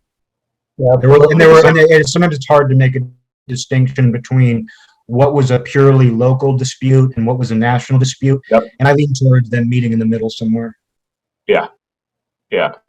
Yeah, the local disputes have their own dynamics, but then they also, I mean, they play into these larger sort of national disputes because they, enemy of my enemy is my friend sort of thing in a lot of cases, as well as Right. coexisting Oftentimes with these efficiencies. deaths, with Yeah, these murders, there's multiple factors involved. yeah, yeah, yeah. Yeah, typically, there has to be probably multiple reasons before a member of the mafia, including especially a boss, is killed. It's not just one thing. Did we skip over Madison? Because we could bring that up here. Oh yeah, Yeah, I didn't bring up Madison. Madison because there's, according to sources I've seen, it wasn't formed until 1933. who's the So, source? but if you have other opinions, Yeah, go ahead. yeah. And I'm not married to it, and I don't. What's like with some of the other things, we don't have 100% confirmation, but I think that there is clearly very notable mafia activity seems to be happening in Madison in the 1910s already.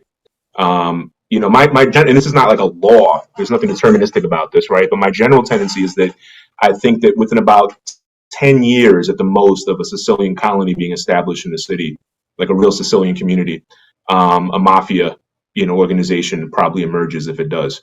Because I think that, you have guys who are coming who are already affiliated with the mafia in Sicily.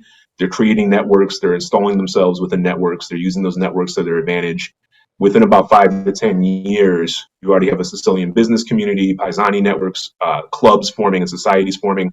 So in the 1910s is when the first Sicilian societies are being formed in Madison. They're made up of people that either directly or indirectly feed into what we know about the later membership of Madison.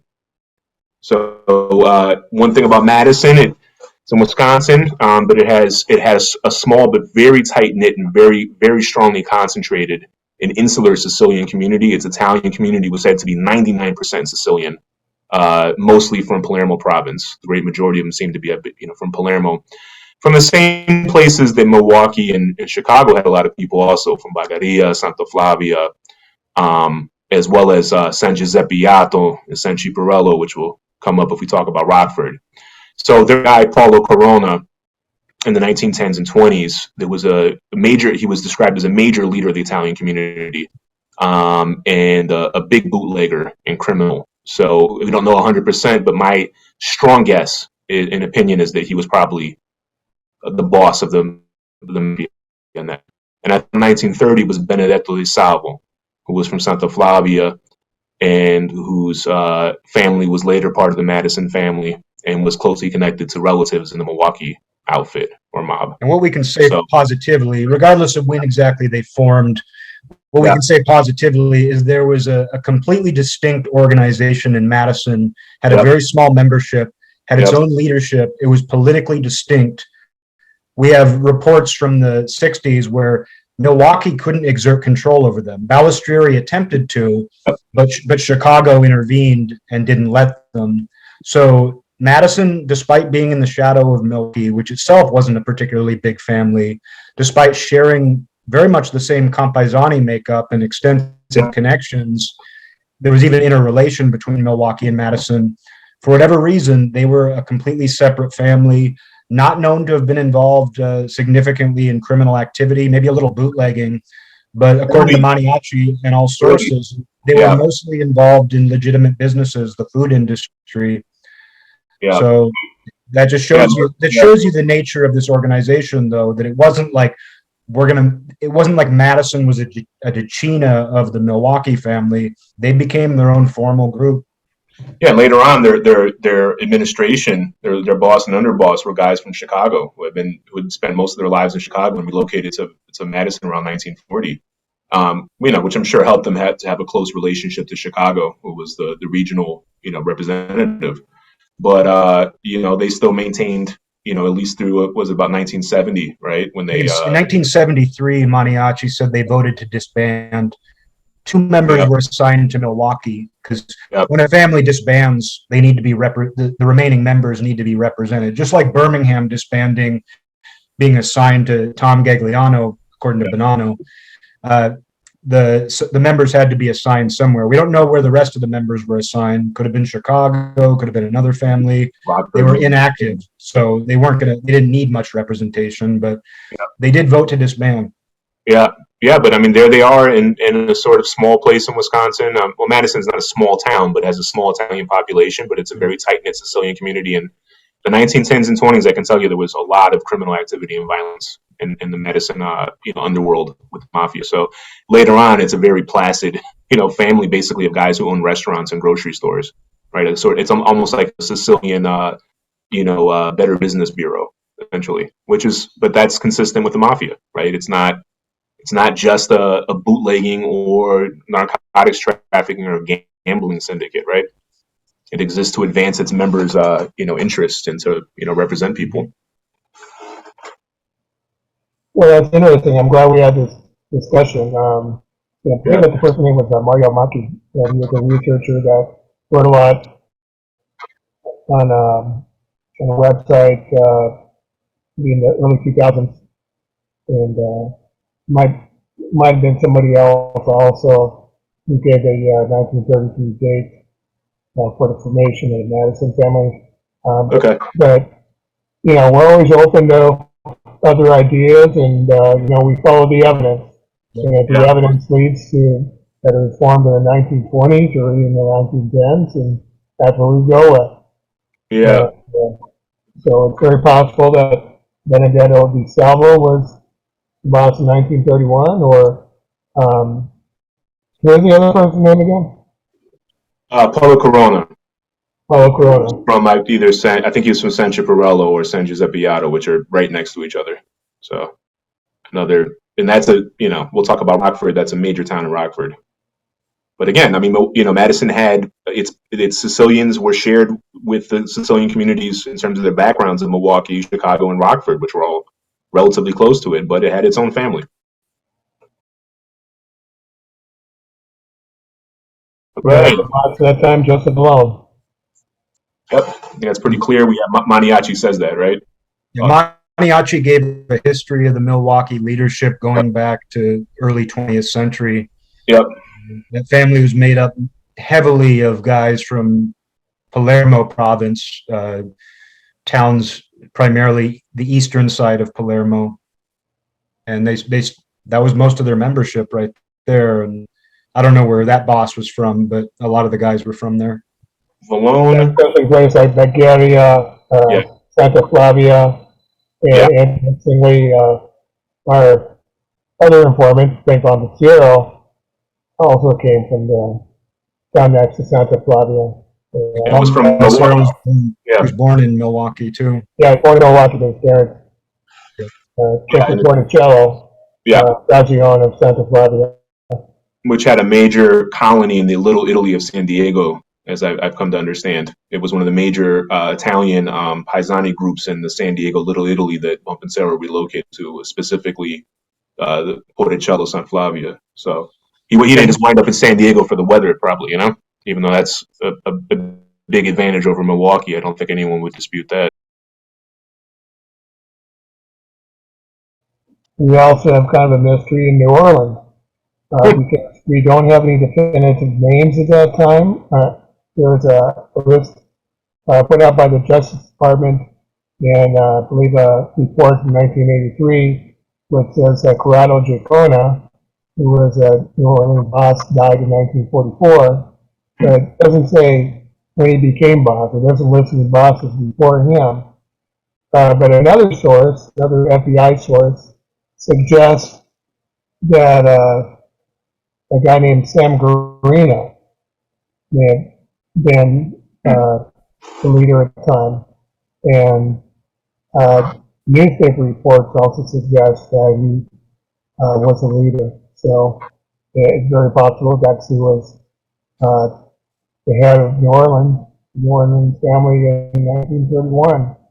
But we don't have confirmation on it. It's our educated speculation, based on the evidence that we do have, and we don't have complete evidence, but this is what we have. And there's no question that they were formed by that time. No questions about New Orleans. They were probably 70 years old easily. The family had probably been around since at least the 1860s. So no questions like we have with Madison. New Orleans for sure was. Right. There's no question about the existence of the family. The question is who was leading it at that time. Yeah, New Orleans doesn't come first in our alphabetic list, but it is undoubtedly the first family in the U.S. Even though there's lots and lots. Rick, you've done lots of great work on this, and so you're the go-to person without a doubt. But it's lots of gaps in our knowledge, obviously. And it's given the time period when it seems to emerge, the New Orleans Mafia is evolving coterminously with the Mafia in Sicily itself. Yep. It's already in the U.S. during a period when it's still sort of, we know it exists in Sicily at that point, but it's still sort of evolving, right? Should be mentioned, too, that Joe Colombo told Scarpa that New Orleans didn't have to report to the commission. They were the only family nationally that didn't have to consult with the commission and receive their permission to induct members and to do different things. And he specifically said that was because they were the first family, so they had a special honor in American Cosa Nostra.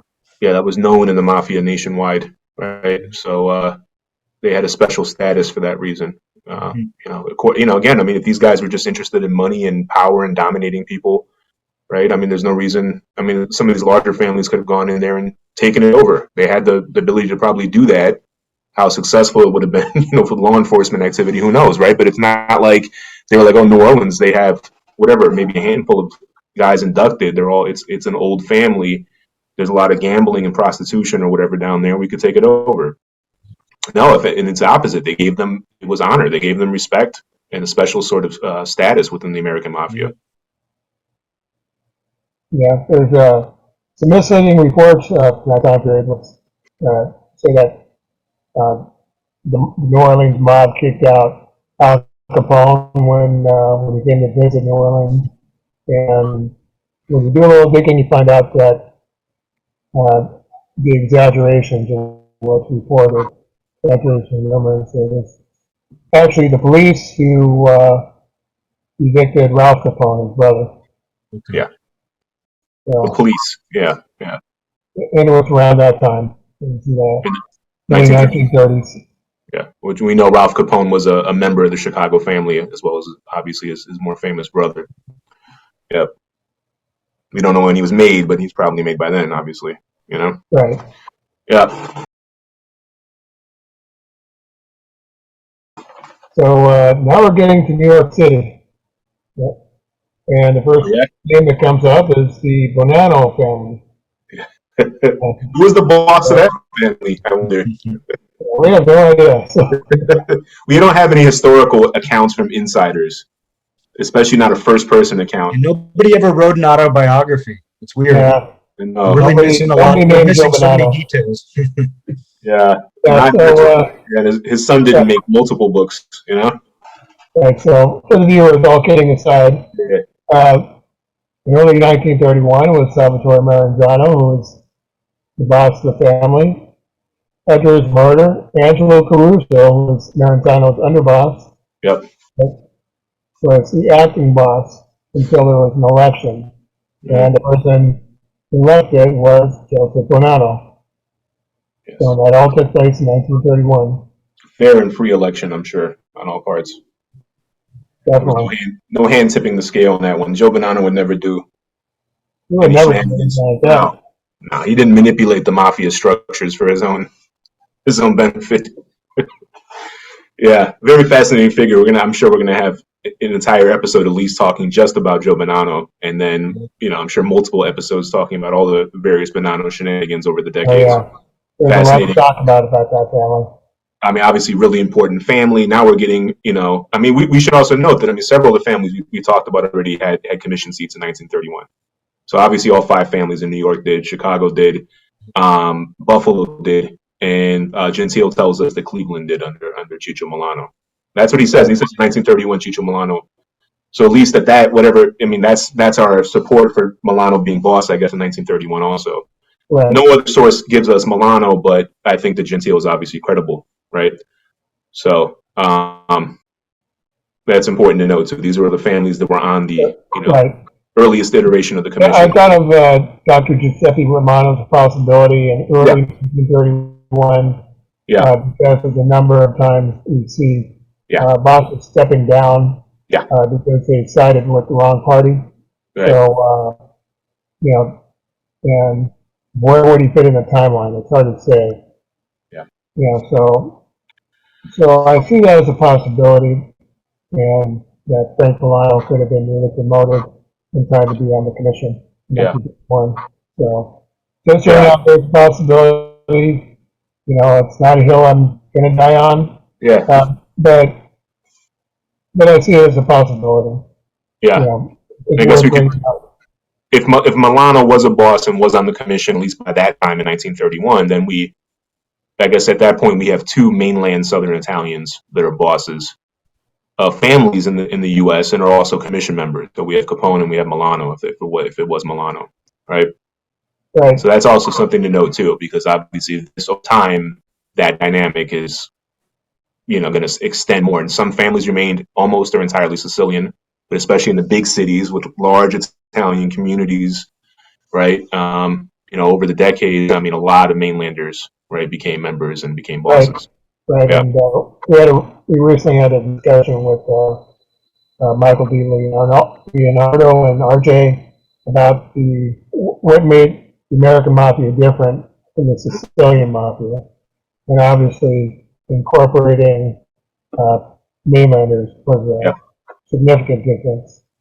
Yeah, which is, I mean, people talk about the Americanization of the mafia, right? And that's actually a big part of it is Italianization of the mafia or the Italian Americanization of the mafia, right? Right, Yeah, that's it's something that becomes an institution really rooted in those communities. If the community is mostly Sicilian, the membership is going to stay mostly Sicilian.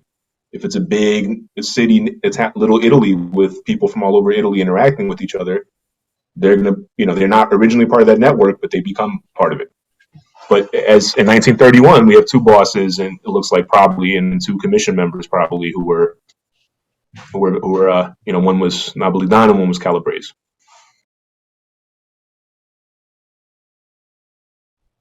Profaci deserves I think it's the Colombo. Colombo would have been next in order. So we can go. You said Joe Profaci, and I think we all agree that he was the boss in 1931 and probably maybe for all of 1930 as well, at least a part of 1930. Salvatore Di Bella was boss immediately preceding him, but we don't have exact dates when the transition occurred. Yep. Largely Palermitan membership at this point, even though in later decades they induct a large number of mainland, mainly based in Brooklyn, right? And Joe Profaci's from Villabate, and that very much right, sort of next to those towns that figure a lot in the Midwest, like Bagaria and Santa Flavia. Palermo. Yeah, exactly. So it's just east of the Palermo suburbs and kind of going out into that eastern coastal Palermo area. Very important area in the mafia history, and important in the U.S. mafia and a number of families. And Salvatore Di Bella, who was the boss prior to Profaci, his son Tom Di Bella became the boss in the 70s. Their family was from Palermo proper, the actual city of Palermo.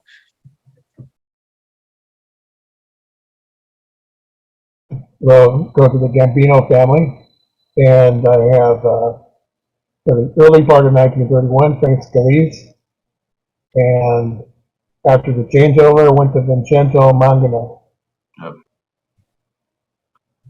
And Mangano was from Palermo City also, right? These two. Both Scalise and Both of them. Mangano. Yeah, right. Sort of the sister family, as we talked about in the Lupo episode, we don't need to go in depth, but those families have a lot of shared roots, possibly came from the Lupo organization, and that's reflected in the leadership at the time, too. Yeah. And, I believe there's evidence to support that. The Gambino family is probably the oldest New York family. Yeah. It's probably the original New York family. If it didn't come immediately after New Orleans, it came soon after. And just to add proper context too to Frank Scalise, because people know him because he was murdered by Albert Anastasia. He was a high-ranking member. He remained a high-ranking member. He either stepped down or he was deposed as boss after 1931, at the end of 1931, because Maranzano had a secret alliance with certain members of the Gambino family during the Castellamarese War. Frank Scalise was one of the most important. And he appears to have stepped down or been deposed in part because of Maranzano being killed. Yeah, and reportedly he wanted Scalise to kill Mangano, but Mangano was unable to come up with a justification for killing him because he hadn't violated any rules. Yeah, and like with the case with the Corleonesi, right? You can't make a simple statement that the Palermitani were with or against Maranzano as a group, right? There was obviously there were some that apparently were supporting him, at least behind the scenes, with Scalisi, and there was Mangano, right? Mangano, according to Gentile, Giuseppe Traina told Gentile that they couldn't count on Mangano to turn on Masseria. So Mangano was seen as a Masseria loyalist. Yeah. And he was part of the group with supposedly with Luciano and Capone that plotted to execute Maranzano, right? He was on Maranzano's hit list too. Yeah, which I think Luciano and also. Mangano had also been close with Salvatore Toto d'Aquila, the previous boss of bosses, and the former head of the family. What's interesting about that though is that the guys who Maranzano was able to recruit as part of this secret alliance, some of them were looking to avenge d'Aquila's death. So even though Mangano had been close to d'Aquila himself, he doesn't seem to have felt the same way. So he may have played a role in Mineo becoming boss. Who knows? We could explore that more in an episode about d'Aquila. Yeah. But there does seem to be some sort of political difference there. Yeah, but it's interesting that Mangano was a D'Aquila guy, but then he wound up apparently being a staunch supporter of Masseria. It goes to show you can't just not deterministic. You can't plug in a couple variables and get a perfect prediction of where guys' loyalties would lie. Because we know that Masseria basically took out D'Aquila. He challenged him for the boss of bosses position. D'Aquila was killed in 1928, and Masseria became boss of bosses, which sort of directly precipitated the events leading to the Castellamarese War, right? Right. And part of being a member of the Cosa Nostra, Mafia, is you're not supposed to take personal revenge. You're supposed to accept the chances between the murders, that are ordered. Yep. Whether you like them or not. Yep. If it's your friend, if it's your relative, if it's your combata, but there's a ruling against that person, you're supposed to, as a member of the, you belong to the organization. You don't belong to your family anymore, right?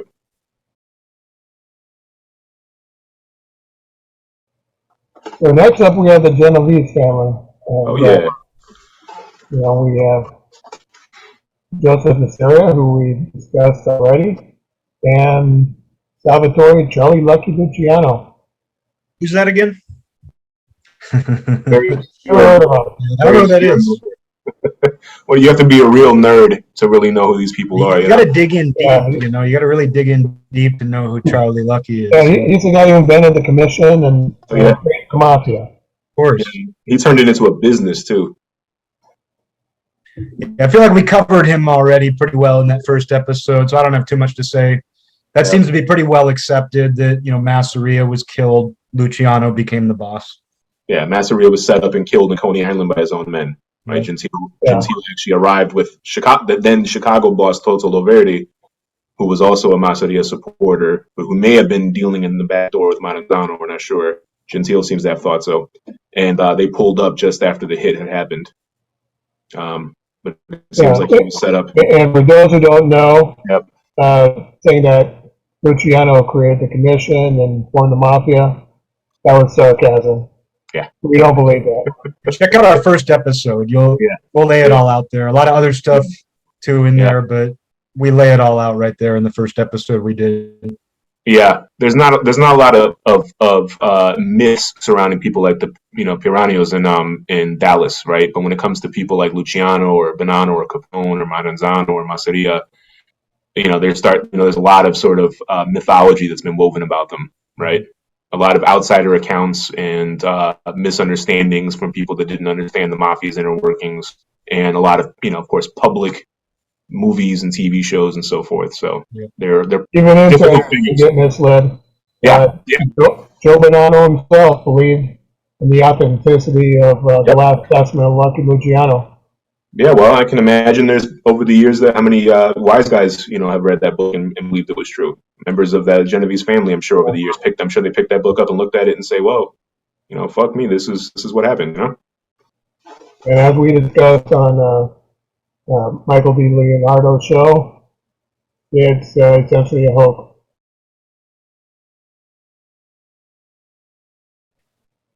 So next up on the list is the Lucchese family, and last but not least, we have Tommaso Gagliano. Corleones. He seems to be the person running the family throughout 1931. He may not have been officially recognized until the end of the war, because he was originally part of a small rebel faction who was upset about, just like we see, there was a faction in the Gambino family upset about D'Aquila's murder, and that informed their decision to support Maranzano. Gagliano and Lucchese's faction was upset about the murder of Tom Riina, who was a paisan of Gagliano, and they formed their own little rebel faction and carried out murders and collaborated with Maranzano. And then Gagliano was officially confirmed likely at the end of the war.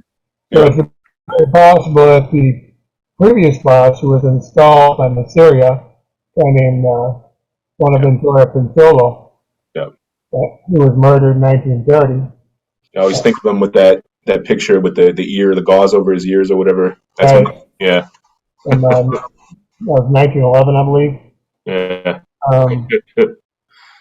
So it's very possible that he had his own set of supporters within what became the Lucchese family. And Pinzolo, just for people that care and are following this, Pinzolo was not Corleones? He was from Caltanissetta. He was actually from Serracavallo, which is a town that shows up in the Buffalo family. But when Pinzolo came to the U.S., he actually arrived to Pittston, where the local family was made up of guys from that same part of Caltanissetta. He had a brother-in-law living in Pittston. Don't know what his connections were there, but he's very much an outlier in what we know about the early Lucchese family, in that he wasn't from Palermo province even. Newark, New Jersey. And you had already stated, Eric, that you believe that Stefano Badami was boss. I wrote down Gaspar D'Amico. I think we're both right. I think they were both bosses in 1931. Joe Valachi said near the end, right before Maranzano was killed, he believed Badami was one of the guys allied with Maranzano. And he actually, Valachi in his Real Thing memoir, in his original manuscript, he says he suspects that Maranzano was plotting alongside Badami to kill some of those guys we talked about. So I assume that Badami was forced to step down due to his alliance with Maranzano. We know his underboss, Saverio Monaco, was killed immediately following Maranzano. He's one of the few guys whose murder we can link to Maranzano's own. There's a lot of myths about guys being wiped out around the country.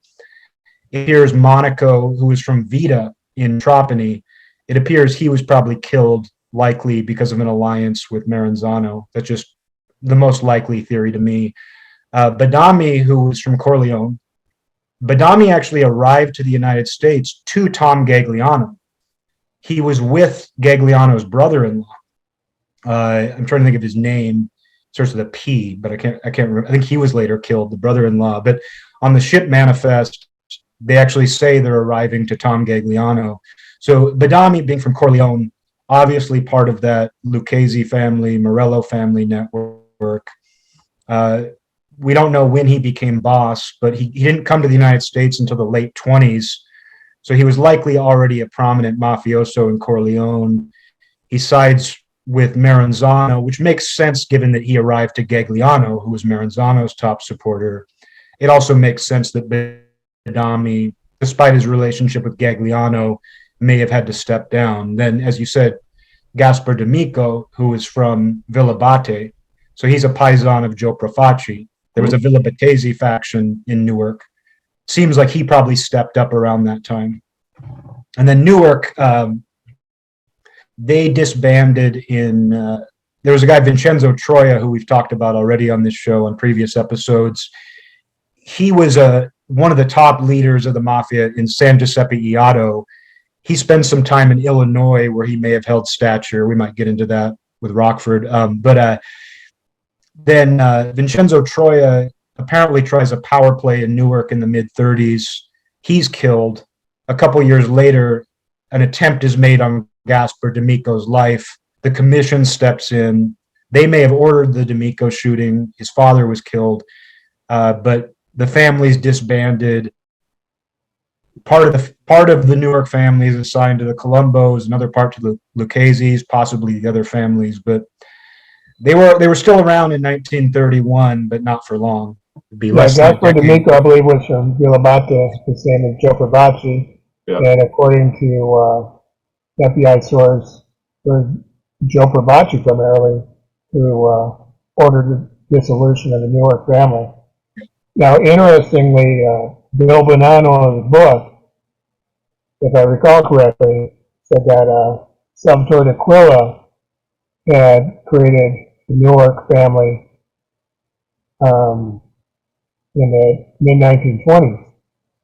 Now, since we've established that there's a connection between the Elizabeth family and the Gambino or D'Aquila family, maybe he meant the Elizabeth family. Well, see, Bill Bonanno actually says D'Aquila was the boss of the Newark family. So, I mean, very questionable. I mean that's flat out wrong what he says. He says that D'Aquila was actually the head of the Newark family, which I don't think he really knew who D'Aquila was. It was just a name to him. That's questionable right from the start. Yeah, I do think I try not to throw out the baby with the bathwater. I think there might be some elements of truth in there. Yeah, I think correct. What you're getting at too, if the DeCavalcante family didn't already exist in 1931 or in the 1920s, the most likely family they belonged to would have been the Gambinos. They had strong connections to the same Agrigento towns. There were one or two guys from Ribera who later show up in the Gambino family. The first Riberese guys who would later be affiliated with the DeCavalcantes lived in the same neighborhoods of Manhattan as the Gambino Agrigento faction. Whether they were at one point formally together or not, they were very closely intertwined. So there's something there to that relationship. We just don't know exactly what the formalities were. Yeah, that definitely warrants its own episode. I mean, that's without doubt, and I'm sure we'll have one. Yeah, absolutely.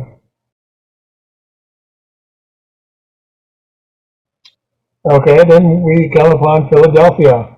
Oh yeah. And it looks like we have Salvatore Sabella, followed by John Avena. Yep. Now, what's interesting about Philadelphia is, and this plays into New York and Chicago, is Harry Riccobene was made in 1927, just before his 17th birthday. And that might sound crazy to people, but guys were made very young early on in the Sicilian tradition. As early as 13, I believe, in Sicily. That actually comes from Riccobene. Riccobene's father was a member before him. His grandfather was apparently a member in Enna. He told Celeste Morello that his family went back to Sicily. Riccobene was a longtime FBI informant. He later did interviews from prison. He did interviews with Celeste Morello, who's an incredible Philadelphia Mafia historian, the Philadelphia Mafia historian. Yeah, without a doubt. And he said that members in Sicily could be made as young as 13 and in the U.S. as young as 17. Riccobene was actually 16. He was almost 17. But interesting here is that he said that Philadelphia, probably before the 1920s, had multiple families, and they were made up of men from the same hometowns. He actually said that they couldn't make someone from a different region or hometown. He said they were headed by a boss from that Paisani group. it appears that they were probably merged together. So they probably started out kind of like New York, where you had these distinct organizations made up of campesani and men from surrounding villages. According to Philadelphia sources, Sabella became boss around 1919 or 1920. So my guess is that they consolidated these campesani-based families into one group at that time, because all of our information on Philly from the 1920s forward indicates one group. But it does tell us about the formation of the mafia in the US, that some of these larger cities, Philadelphia being one, New York being another, did have multiple families in the same city who were combined. Right. It kind of plays into Chicago in a different way, where we have families in Chicago Heights, Chicago, Gary to some extent. It's a little further away, but it's still in there. That's right. Chicago Heights and Chicago seem to have been geographically separated. They may not have been based on campesani, but in Philadelphia, Riccobini made it clear that these families were, these original, I think 3 or 4 families were made up of men from specific villages. And Giuseppe Trina, who was Aquila's consigliere, was heavily involved in setting up Salvatore Sabella as boss and consolidating the Philadelphia area families. Yeah, a source. From where? A source. Sorry, what was that, Tony? Go ahead. I was going to ask about Sabella's origins just to make sure I have it. Salvatore Sabella was Castellamarese. His brother was a Bonanno member. Sabella may have been a Bonanno member before that. Right. But Giuseppe Trina, a source, possibly Rocco Scafidi, who was a paisan of Giuseppe Trina. He said that Traina went to Philadelphia and was involved with Sabella's election as boss. So he was probably there on D'Aquila's behalf to sanction it. What's interesting with Sabella is he's not, Castellamare, the Golfo, was not one of those paisani groups that we know about in Philadelphia. And his power probably came from New York. It might have been a similar thing where he might have been seen as a sort of neutral party because he wasn't from one of those paisani groups. We know Cacamo, Monte Mezzano, Campobello. There were some Galantes, though, in Philadelphia. Yeah, Sabella's brother-in-law was a Galante. There were just a few Castellamarese, and Sabella was obviously very important. With Giuseppe Trina, too, he was from Belmonte Mezzano. One of the families identified by Celeste Morello and Riccobini was a family of men from Belmonte Mezzano. Later, when the Philadelphia family was consolidated, they would have multiple captains, a very large faction from there. And as late as 1969, the Philadelphia family was still using Giuseppe Trina, who was ancient, as the liaison to the commission. So that relationship, Giuseppe Trina appears to have played a very important political relationship with Philadelphia for 50 years, just that we know of. So, that's pretty incredible. Yeah. All families warrant their own episode or episodes, depending on how much there is. But this early Philadelphia stuff is very interesting and important. Mm-hmm. Yeah, agreed. So next up we have Pittsburgh, which I have Joseph Siragusa, followed by John Bazzano. Yeah, Siragusa is another one, like the underboss in Newark, Monaco, who was killed immediately after Maranzano. Siragusa is another one who died shortly thereafter, and his murder is believed to have been related to Maranzano as well. What Gentile, I think, said it was only 2 people that were killed after Maranzano, and it was Siragusa and it was Loverdi in Chicago, who I think was dealing in the back door with Maranzano against Capone, probably. And that's what. And Loverdi wasn't killed until November, I believe. Yeah, but it could have led to him getting killed eventually. It didn't always happen right away. But that's what Gentile is the only account we have of why he was killed, and that's what he's very explicit to say that only two guys got killed. Monaco's obviously another very strong candidate. I agree with that, but that's what Gentile said. So he actually said in Siragusa's case. The evidence supports what Gentile has to say. Yeah. And John Avena, was he a main member also? Do you recall? Bazzano? Avena, his successor. Oh, in Philly? Or Gambitano, right, Gambitano. Since you mentioned Yeah, Avena, yeah, he's from Messina. I'm looking at my list. Okay. Yeah, Avena in Philly was from Messina, so eastern Sicily, but with Pisano was a Calabrian, so he may have been one of the first non-Sicilian bosses, like Milano. Correct. So in 1931, it's possible we have 3 mainlander bosses, 1 Napolitan and 2 Calabrese. Yep. And 2 of them were, been growing. yeah, apparently 2 of them were on the commission, you know? So that's something to think about, right?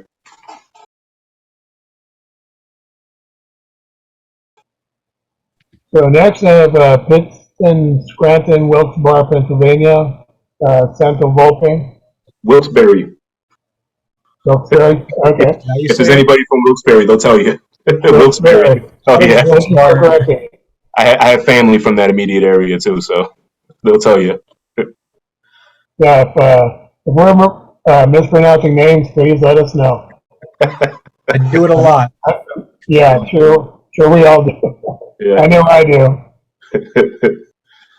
Yeah, but the Pittston metro area, that coal area in northeastern Pennsylvania.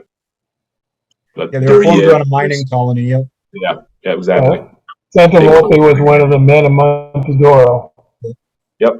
Yeah, most of that family was from, most of them were from Caltanissetta. Very much a Campesani-based group. Yeah. Montedoro mostly, and then the neighboring community of I think of Spirit was Serra de Falco, I think. And then interestingly too, Endicott, that southern interior of New York, western New York. Yeah. They were the Endicott, Binghamton area. They were actually part of the Pittston family. Joe Barbara, who hosted the Appalachian meeting, he was actually part of the Pittston family. He was Castella Moraes, as were some of the other Endicott guys. Celeste Morello, the Philly historian, she has some odd opinions about Pittston. Like, she thinks Pittston was never a family. Pittston was absolutely a family. However, she suggested that Endicott at one point was a family. I'm willing to entertain it. I don't know what evidence there is, but they were a different Paisani group. Some of the Pittston guys lived in Endicott for a while, so there were close relationships there. Hard to say. Endicott had a large Italian community, a lot of industry, and a lot of Castella Moraes. I understand. I'm sure other groups too. Yeah. Yeah. Now, some lists put a guy named Pedro Diaz, Luciano Carino, his name actually was, and he was involved in the barrel murder, the 1903 New York barrel murder, and he was murdered in that area in I think 1904, 1905. And some have him as the founding member in that area, but I'm not really sure about that. I don't really see evidence, but he did live in that area. Yeah, there was a guy, Stefano Latore, who was from Montedoro, like a lot of these guys. Both of his sons, neither one of them was made into the family, but they both cooperated with the FBI. And by that time, their father had been shelved. There had been a trial for his life, and Joe Barbara hosted it. It was held in Endicott. And they decided to shelve him instead of murdering him. After he was shelved, he basically started telling his sons all about the organization since he was on the outs. His sons told the FBI that he was the first one, that Stefano Latore was the first one to go to Pittston and essentially form the family.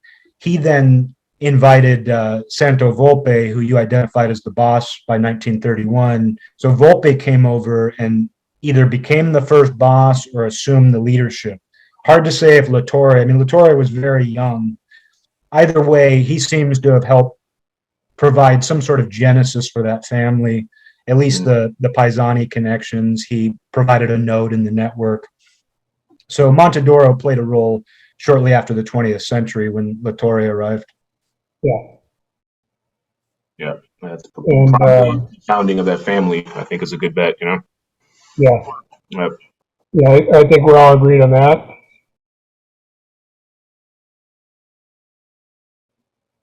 And next up we have Pueblo, Colorado. Another mining area, big coal mining all throughout that little section. Trinidad, Las Animas, Colorado, Pueblo. A lot of the members, the leading members that we know of were from Luccheses in Agrigento, Bergio nearby, as well as neighboring Trapani areas like Paggio Reale, Salaparuta. And what's interesting about, we think of Denver as the major city there. We know of some figures there, but the leadership and a lot of the members were concentrated in Pueblo, Trinidad, Canyon City. So it wasn't formed around the biggest city in Colorado, even though Denver played a role. There's evidence they may have had people in Wyoming as well. Seemingly a small family. They kind of faded from view by the time we hear of them, but based on Nicola Gentile's travels there, they were an important family early on. Yeah, they were. And in 1931, at least the early part, Pete Carlino has generally agreed to have been the boss. And, from Denver, unlike most of the membership, am I correct? Pardon me? Carlino was from Denver, unlike most of the membership, right? No, he was from Pueblo. Was he? Okay. Okay. But his successor, according to some sources, was Joseph Roma, who was from Denver. Okay. Okay. And now there's a source from Milwaukee. They refer to him as from Denver, but I think they may have just been conflating it. Yeah. Yeah, and I think it's disputed whether Joseph Roma was actually boss. We don't have confirmation if he was even a member, but external sources, law enforcement sources, believe that to be the case. And if so, he was only the boss for about 2 years before he himself was assassinated. Yeah, Roma was from Calabria too. I believe I've read a couple books about Denver, which don't have a lot of organizational info, mainly, newspaper accounts, law enforcement accounts. Roma definitely seems to have been the most prominent guy in Denver at the time he was murdered. Not sure if he was the boss. I don't know one way or the other. It would have been interesting. That family was primarily Sicilian. So if they did have a Calabrian boss in Denver, it'd be a little bit strange, but not impossible. As we mentioned, there were a couple other Calabrians who became bosses around that time. Yeah, and eventually the small Dones became leaders in there, and there were mainlanders as well. They were connected with Joe Roma. Yeah. And if Joe Roma was indeed a boss, then he would have been, or would that be the fifth mainlander? Fourth. I'm keeping count. That'd be the fourth if he was the boss. And I think, Denver had a number of southern mainland groups, Potenza, Basilicata, and Calabria that were there. So if he was boss, it would make sense that they were probably already bringing those guys into the mafia at that point. Yeah. So that would be four. So it's three and maybe a fourth, right? Yep. I wasn't sure if I heard another one, so leading me to believe that it could be five. We have Capone, later, Milano, Bazzano.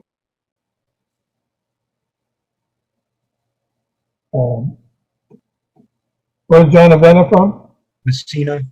I almost consider that. Consider that the mainland, because Messina was heavily influenced by its proximity to Calabria. It wasn't part of the Western Sicilian networks at all. So it's on the. I don't think Johnny Lazia of Kansas City was Sicilian either. Oh, you don't think he was? I haven't looked into his background myself. Yeah, if I recall correctly in that one. I got to double check my sources. Yeah, but from memory, I don't think he was Sicilian. Yeah, the Kansas City outfit was wrong. It was mostly Sicilian in its later membership. It had a couple of mainlanders, so they were there. Yeah. Rockford, I didn't bring up. We discussed that a little bit in connection with Springfield. Yeah. You guys would like to add anything about Rockford? Yeah, 1931. I think it's pretty clear that Antonino Musso was the boss of Rockford.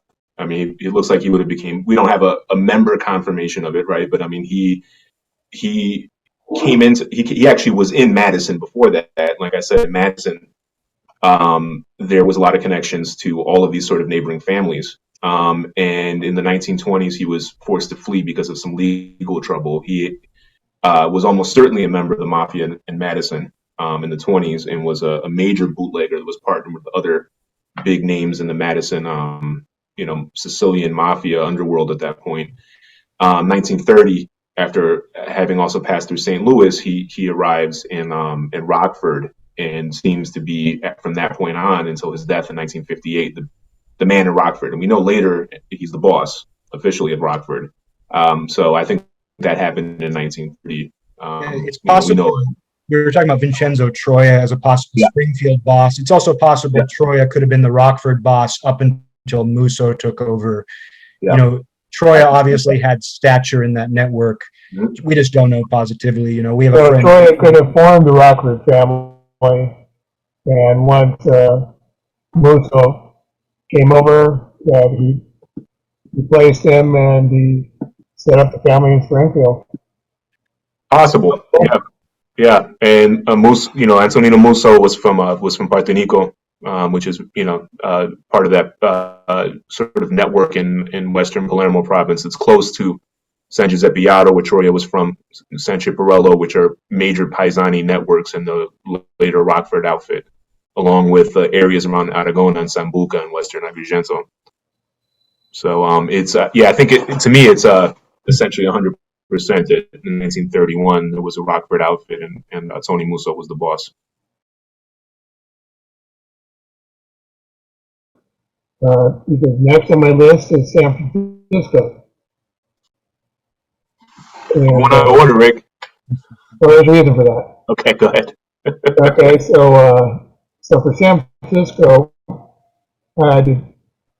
most sources have Francisco Lanza as the boss until his death in 1931. But Tony Lima, who was a boss and apparently an informant himself, said that he forced Lanza to step down, and he became a boss for a while. Tony Lima. Yeah. Okay. You can go ahead if you want. Yeah. Ed Valin, who's potentially gonna be on the show. I would call him a specialist in identifying FBI informants. Highly recommend Rat Trap. Tom Hunt's site hosts Rat Trap. Tony Lima was a cooperator with the FBI in the 60s and 70s. He told the FBI that he was made into the Pittsburgh family, moved to San Francisco, basically forced Lanza to step down either in the late 20s or early 30s and assume the title of boss. He was very young. His uncle, he says, was the consigliere of the family at the time. So he already had a foundation there. Hard to say, his word is obviously, we have to take it into account given he was the boss. He was the boss of that family, no question. It's just a question of whether Lanza actually stepped down. We know that Lanza was likely a Bonanno member before San Francisco. Shiro stepped down around that time. A later informant said that that Shiro stepping down had to do with Lanza also losing influence. So could be something to it. Lanza may have lost some of his status when his friend Shiro was no longer Bonanno boss. But around that period that we're talking about, Lanza had been boss up to a certain point for sure. He's definitely relevant to this. Whether that was 1931 or later, there's nobody else in the mix besides Lanza and Lima at the very least. Tony, anything on? Not for San Francisco. Not my. I follow you guys on that.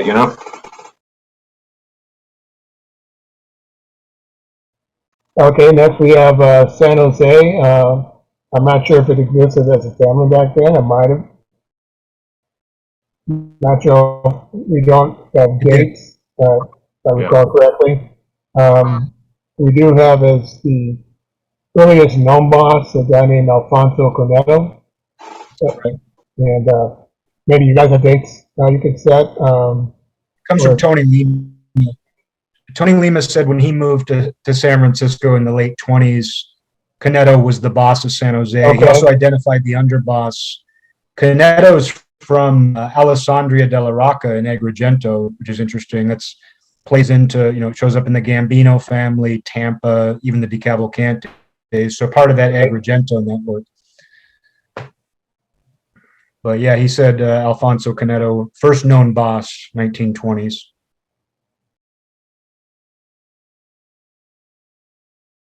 Now the next family could play into Rockford, right? Springfield, Illinois. Right. And so I speculated that Vincenzo Troia may have been at Springfield at that time. I think it's possible. I think it's a definite possibility. He may have been boss in Rockford before that, I speculate, but that's. I mean, we know he was there earlier in Rockford.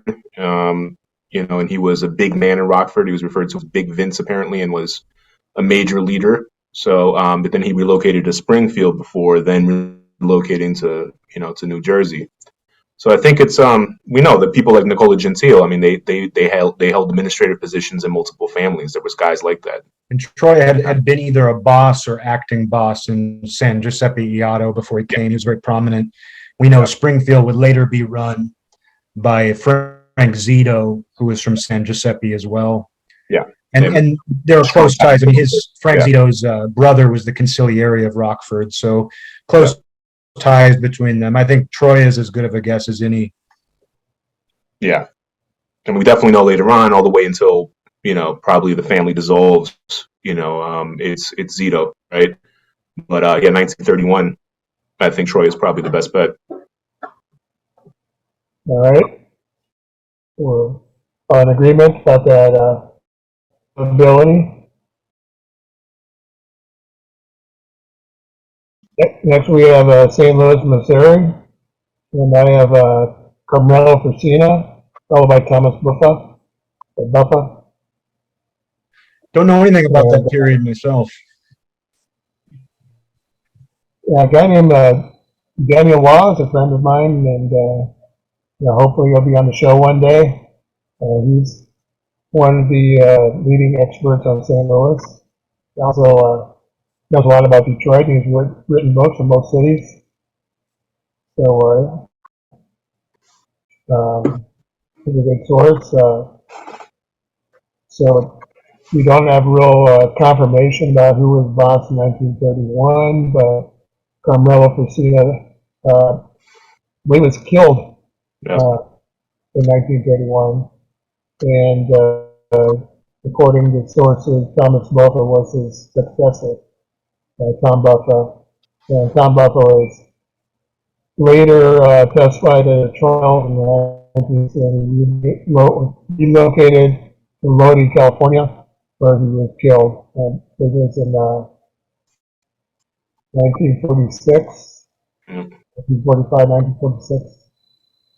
And what we know about St. Louis is it was sort of a sister city to Detroit as far as Campesani went.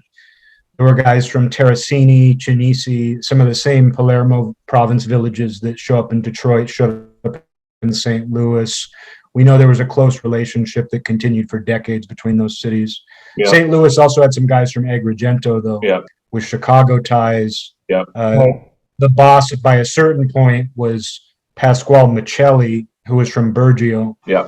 He had lived in Chicago, where he was likely a member. Became a boss for I don't know when, and then he died, and some other guys took over. Tony Giordano, most well known, who had relatives in the Detroit family and that type of thing. Yeah, I believe Patrick Michelli was Tom Buffa's successor. Yeah, in the 40s, right? That makes sense. I mean, we know earlier he was in Chicago, and he was living and operating right around where Sam Giancana was early on. He was definitely part of the sort of Taylor Street Mafia network in Chicago. So almost certainly a Chicago member who transferred to St. Louis. And I think it's worth noting that St. Louis had also strong ties to Springfield as well as all of southern Illinois. Another sort of rural hotbed area for mafia activity in the 1920s seems to have been the far downstate, Springfield. I'm from Chicago. Anything south of 96th Street basically is like downstate Illinois for me, right?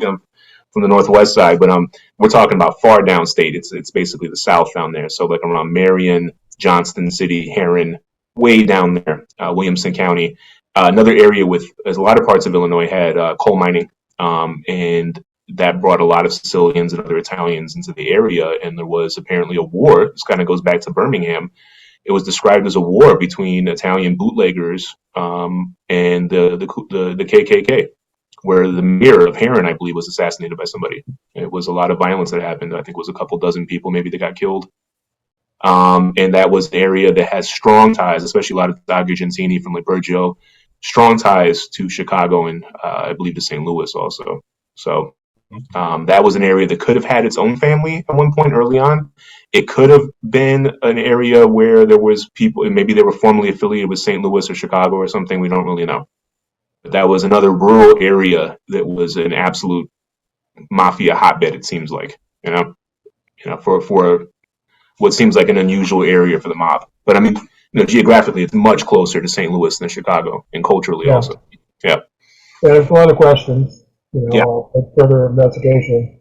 Yeah, we don't know what it was organizationally, right? That's St. Louis had some connections, to other places, right?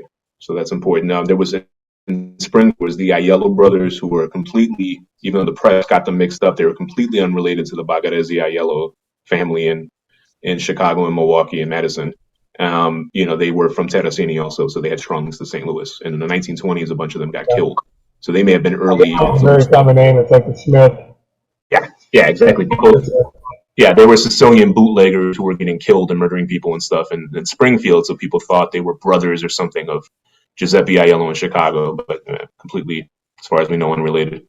But that's Terracini showing up again, and those could have been early, Springfield guys, or St. Louis affiliated people. We don't really know.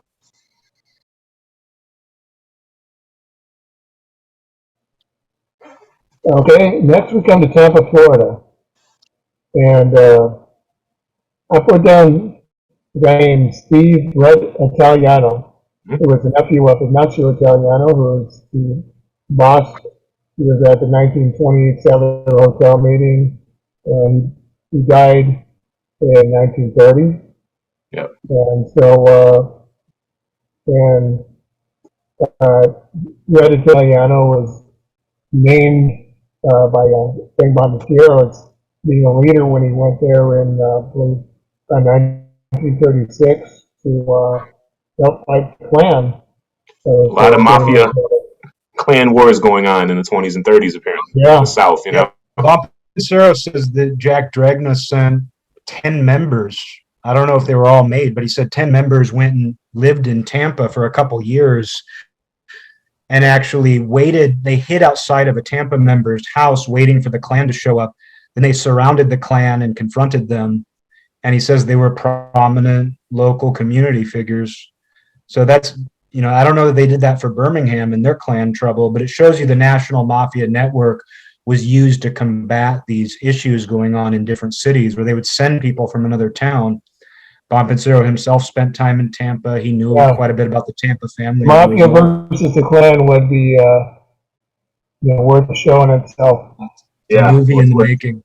Worth noting that the Klan, and this is like the second wave Klan, right? In the early 1900s, was not just directed against blacks and Jews. It was directed very strongly against Catholic immigrants from Europe. So especially Southern and Eastern Europeans, but Catholics in general. It wasn't only in the South. It was organized in a lot of places in the North, even Long Island, New Jersey. Primarily because of anti-Catholic sentiment. So that's the second Klan was revived as a result of filming of the movie The Birth of the Nation. Yeah, it was shown in the White House, seen by Woodrow Wilson, and director, producer of the film, and the writer of the book that is based on claimed that Woodrow Wilson called it said it was like a lightning. Yep. And turns out he actually made that up. President Wilson didn't say anything at the time. But it wouldn't have surprised anybody because President Wilson was a big opponent of Jim Crow laws. Yeah. Yeah. So we made it through T.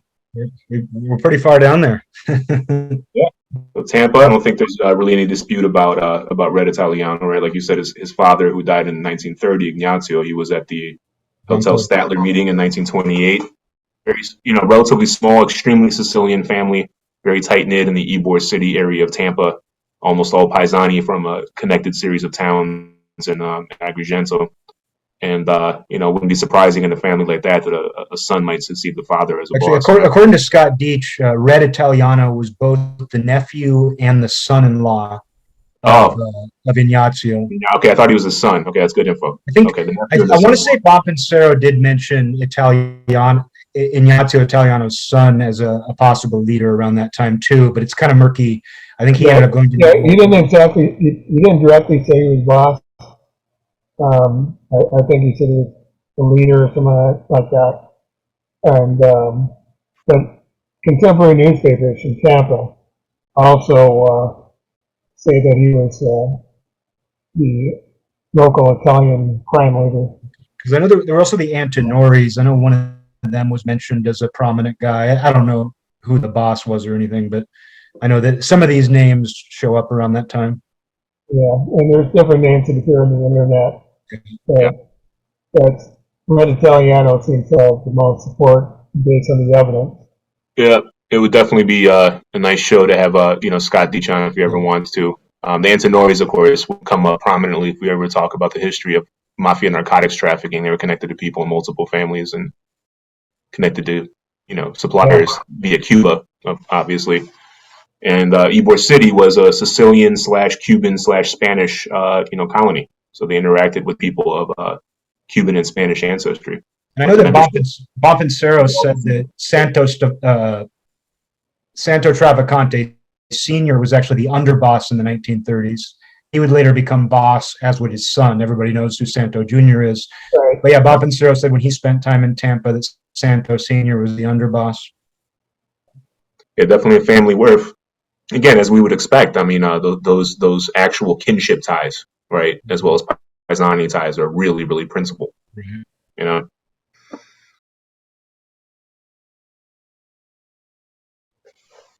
Okay, next up we have Utica. Am I pronouncing it correctly? Utica, New York? Yeah, Utica, Joe Valachi, we know of Utica later as a Decina of the Buffalo family under first Salvatore Falcone and then his brother Joe Falcone, who were from Sciacca. Joe Valachi said that Utica was a family. By the time Joe Valachi cooperated, they definitely weren't. However, Valachi had spent time hiding out in Buffalo around the time of the Castellamarese War. Maranzano sent Valachi to Buffalo when he was on the lam. While Valachi was there, he met the Falcone brothers. So that could indicate that there was a family in Utica at that time, circa early 1930s. I did a deep dive into Utica some years back, and there's a lot of circumstantial evidence that points to them having been a separate family. And it's quite a distance away from Buffalo. There was a made member cooperating there too. I don't know who it was, but there was a made member cooperating with the Albany office of the FBI. And so that was a big crew. There were a lot of members. A lot of them were older. Their Campesani makeup is very different from Buffalo. You have the Falcones who are from Sciacca, but a lot of the members of that crew were from Palermo province. And there were two guys in particular who, if they were a family, were potentially the boss and underboss, or at least the top leaders, and they were from Bulgaria.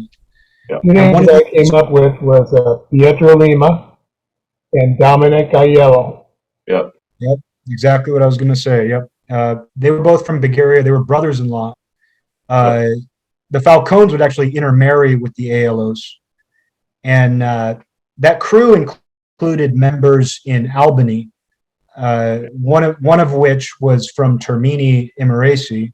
So we see some of the same towns that show up in Chicago, and there is a Chicago connection because Joe Aiello, the famous Joe Aiello of Chicago, he spent time living in Utica. Yep. And in particular, there was a colony in, I think it's Frankfort, which is just outside of Utica. Yep. A lot of guys from Palermo province, Yep. a lot of early mafia activity there. And again, from the FBI investigation, there's a lot of circumstantial evidence that this may have been a distinct organization at one point that was as part of this sort of consolidation process that looks to have happened in certain places like Philadelphia, Chicago. It seems very likely to me that Utica was a family that was absorbed by Buffalo. Now, Eric, in your research, did you have any opinion whether Pietro Lima or Dominic Aiello, that if one held a higher position than the other? I believe Lima probably was. I think, it's hard to say for sure, but he seems to have been the more prominent of the two. They had previously lived in Brooklyn, as had the Falcones. There's reason to believe the Falcones were affiliated with the Gambino family. They maintained long-standing ties to Gambino figures from Agrigento. Michael DiLeonardo actually was told that his grandfather was friends with the Falcones too, which is further indication to me of a relationship there. Just based on the names Lima and Aiello, I would suspect they could have been connected to Skiro. Oh, yeah. Hard to say, yeah. They might not have had the same affiliation as the Falcones either. We know these things Right. don't always play out that way. As for them, I'm not sure. I know that another guy who was probably a member, at least an associate, had the surname Gambino. He was from Bulgaria like them, and he was an in-law of Lima and Aiello. He followed them too. They were all in Brooklyn, and then they went to Utica. Well, there's I think interesting connections. Yeah. Lima was probably the boss if they were a separate family. I was never able to determine if Dominic Aiello was related to Joe Aiello of Chicago, despite them living in Utica. Definitely not a brother, if anything, a cousin. But the name is so common. Domenico Aiello, but they were. I mean, they're not. It's not like the Aiellos in Springfield, Illinois. I mean, they're both from Bagaria, but that's a huge name in Bagaria. A lot of people in Chicago and Milwaukee and so forth that were claimed by the press or law enforcement to be brothers of or cousins of Joe Aiello don't seem to be from the genealogy. They could be distant cousins. They might have called each other cousins, but they were, they were maybe like a clan almost, of extended families. With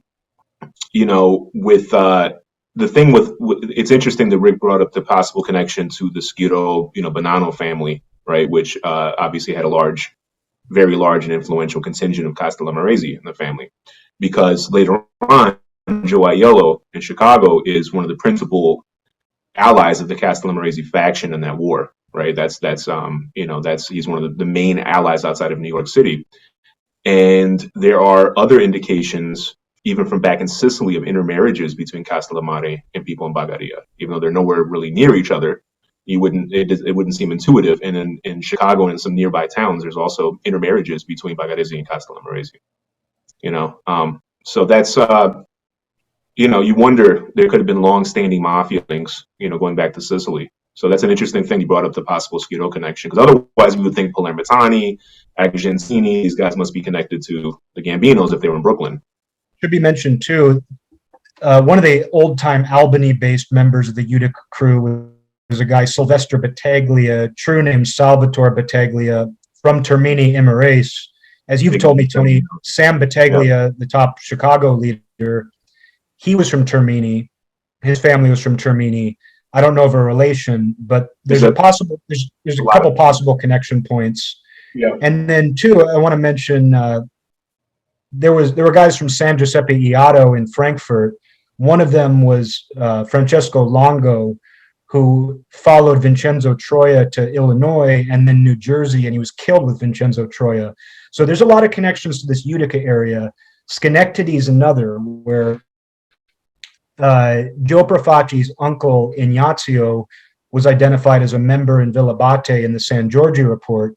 He moved to Schenectady when he came to the U.S. I don't know where he went from there. I don't know that he went to Brooklyn at any point like Joe Profaci, but Schenectady is a place you know, there's part of New York State in there that is very mysterious, but it has a lot of connections to Palermo province. Yeah. There might have been a lot more going on there than we know. That's I sent another article coming up on your website, Eric. Yeah. I don't know. I don't know enough about it. I want to do something on Utica, but it's worth exploring some of these things. Yeah.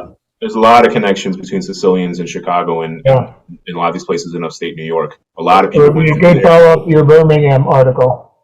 Good idea. Yeah. I appreciate the suggestion. It's a good idea. Now, are there any other cities where you guys believe there's a high probability of a Borgata existing in 1931? One that I definitely want to mention is Norristown, Pennsylvania, and this comes from Celeste Morello, the Philly historian I mentioned.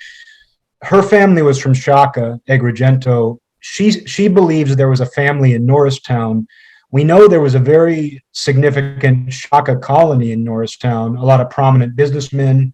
There was a little bit of black hand activity there. She actually says her uncle, Rosario Montalbano, was a mafioso there, as well as some other relatives. He spent time in Brooklyn, where she said he was arrested on a gun charge.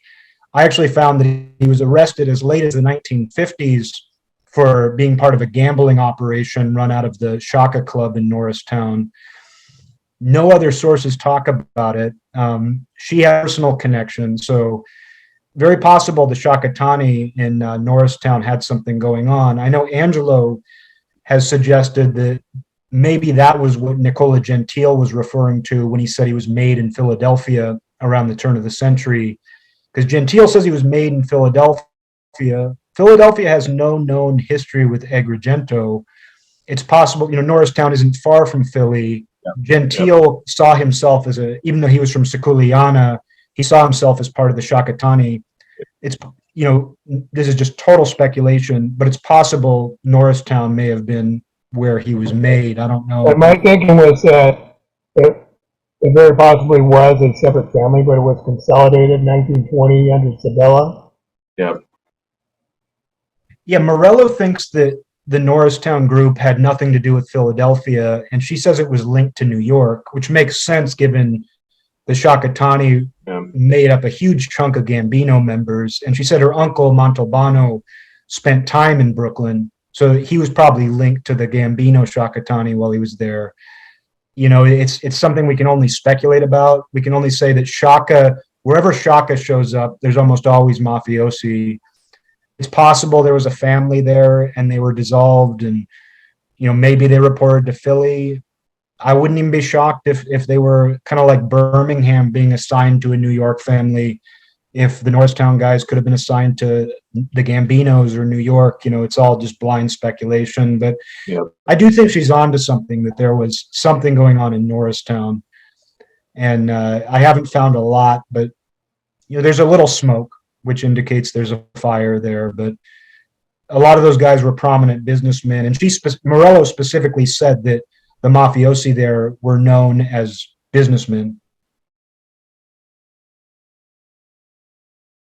Another place that I would venture, this is speculative. I've already mentioned Grand Rapids, Michigan, which was as big of a place, if bigger than a lot of the smaller towns we're talking about, and had a definite Sicilian colony, in the 1900s. It was people from Montelepre, from Alcamo, which is was a town in Detroit also, Trapani, and from Termini, Merezi, some other towns that connect to Chicago a lot. And I don't know if it was from Pompensero, but there was an account of a Michigan mafioso in California, which stated that he had previously been part of the Detroit, Flint, and Grand Rapids mafia. Yeah, we just talked about that the other day. Yeah. So that's, but it's like Grand Rapids is one of these places that, just from what I've seen, because I've seen Chicago people and Wisconsin people whose families connect to there, I started looking into it, and I started looking at some of the history of Grand Rapids, and there was definitely a Sicilian colony. They were controlling produce wholesaling and that kind of stuff. And it's, people from Termini that were really big in produce wholesaling, and Chicago and in Ohio also, and maybe Pittsburgh. I mean, it's sort of, it has all the sort of hallmarks. And then you have that one reference to there being something there, whether it was connected to Detroit or if it was its own thing initially. in kind of central western Michigan. It's north of that St. Joseph, Benton Harbor area, which is closely connected to the Chicago mob. But we don't really know. Another place that I would bring up as a strong possibility, I think at this point, just recently I've kind of hit on this, is St. Paul, Minnesota. There may have been a Calabrian, Camorra, like mainlander organized crime group at some point there. But I've now found a number of references from the 1920s and 30s to Sicilian mafiosi from Chicago, Madison, and Milwaukee making repeated trips for criminal activities to St. Paul. There was a Madison member who lived there. Madison member lived for a time in St. Paul. Yeah, offhand, I forgot which one. It was Jim Troia, who we don't know what his relation was to Vincenzo. Troia, but not the same Vincenzo Troia. Yeah, that's right. There was a bunch of other guys from Palermo City who were connected to Madison. There was the Lamantias, who were Chicago guys from Altavilla Militia that then were part of the anti-Capone Aiello group, who then fled to Milwaukee and Racine, and they also had strong connections to St. Paul. There was killings in St. Paul that were related to Madison. There was kidnappings in Chicago where people were said to be held captive in St. Paul. This is all happening in the 20s and the 30s. So there's enough smoke there at this point that I'm wondering, I don't know enough about the history of Italian settlement in Minnesota, so I don't know how many Sicilians were there versus mainlanders, but there was definitely some pretty hardcore mafiosi from these other families that were connected to St. Paul. So I think it's a definitely worth looking into farther. I would absolutely. I know we've been going a long time, but one area I want to hit on before we close out is the West Coast a little bit, because at one point in Gentile's memoir, he talks about 10 representatives from the West Coast attending a meeting with Maranzano. There's evidence that, one, we know of a lot of confirmed families on the East Coast and in the Midwest and to some degree the South. There may have been more small colony type families there too. The West Coast is where things get a lot more sparse. However, we know of at least one made member who lived in Portland, Oregon. He was an extended relative of Tony Lima, the San Francisco boss. He said Giuseppe Lima was made in Trebia, their hometown, and then he became a San Jose member where he died in the 30s. Giuseppe Lima was living in Portland for a time with relatives, and so he was already made in Sicily. So that's a made member in Portland, Oregon. A friend of ours, Kavita, I can't remember the guy's name, but there was a guy connected to the Rockford family who spent time in Portland. This is, I'm from the Pacific Northwest, so, there's no history of serious mafia activity here. Definitely no confirmed family in this area. But I did find that there was a Western Sicilian colony in Portland. There were people from Cinisi, from different areas of Palermo. Not enough to say there was a family, but there was a made member living there for a time. I grew up in the Seattle area, and I just want to dispel a myth right away, because if you go to Wikipedia, it says Seattle crime family. That's in reference to the Colacurcios, who were not affiliated with Cosa Nostra. Don't get yourself in trouble, Eric. Don't put yourself in danger here.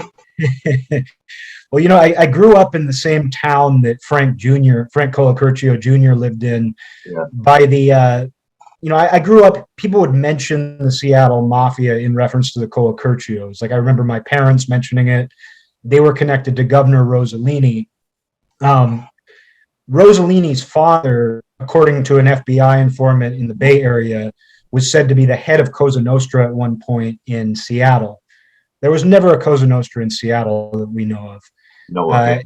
However, Rossellini, he was linked to the Colacurcios. He helped them get some zoning for their strip clubs.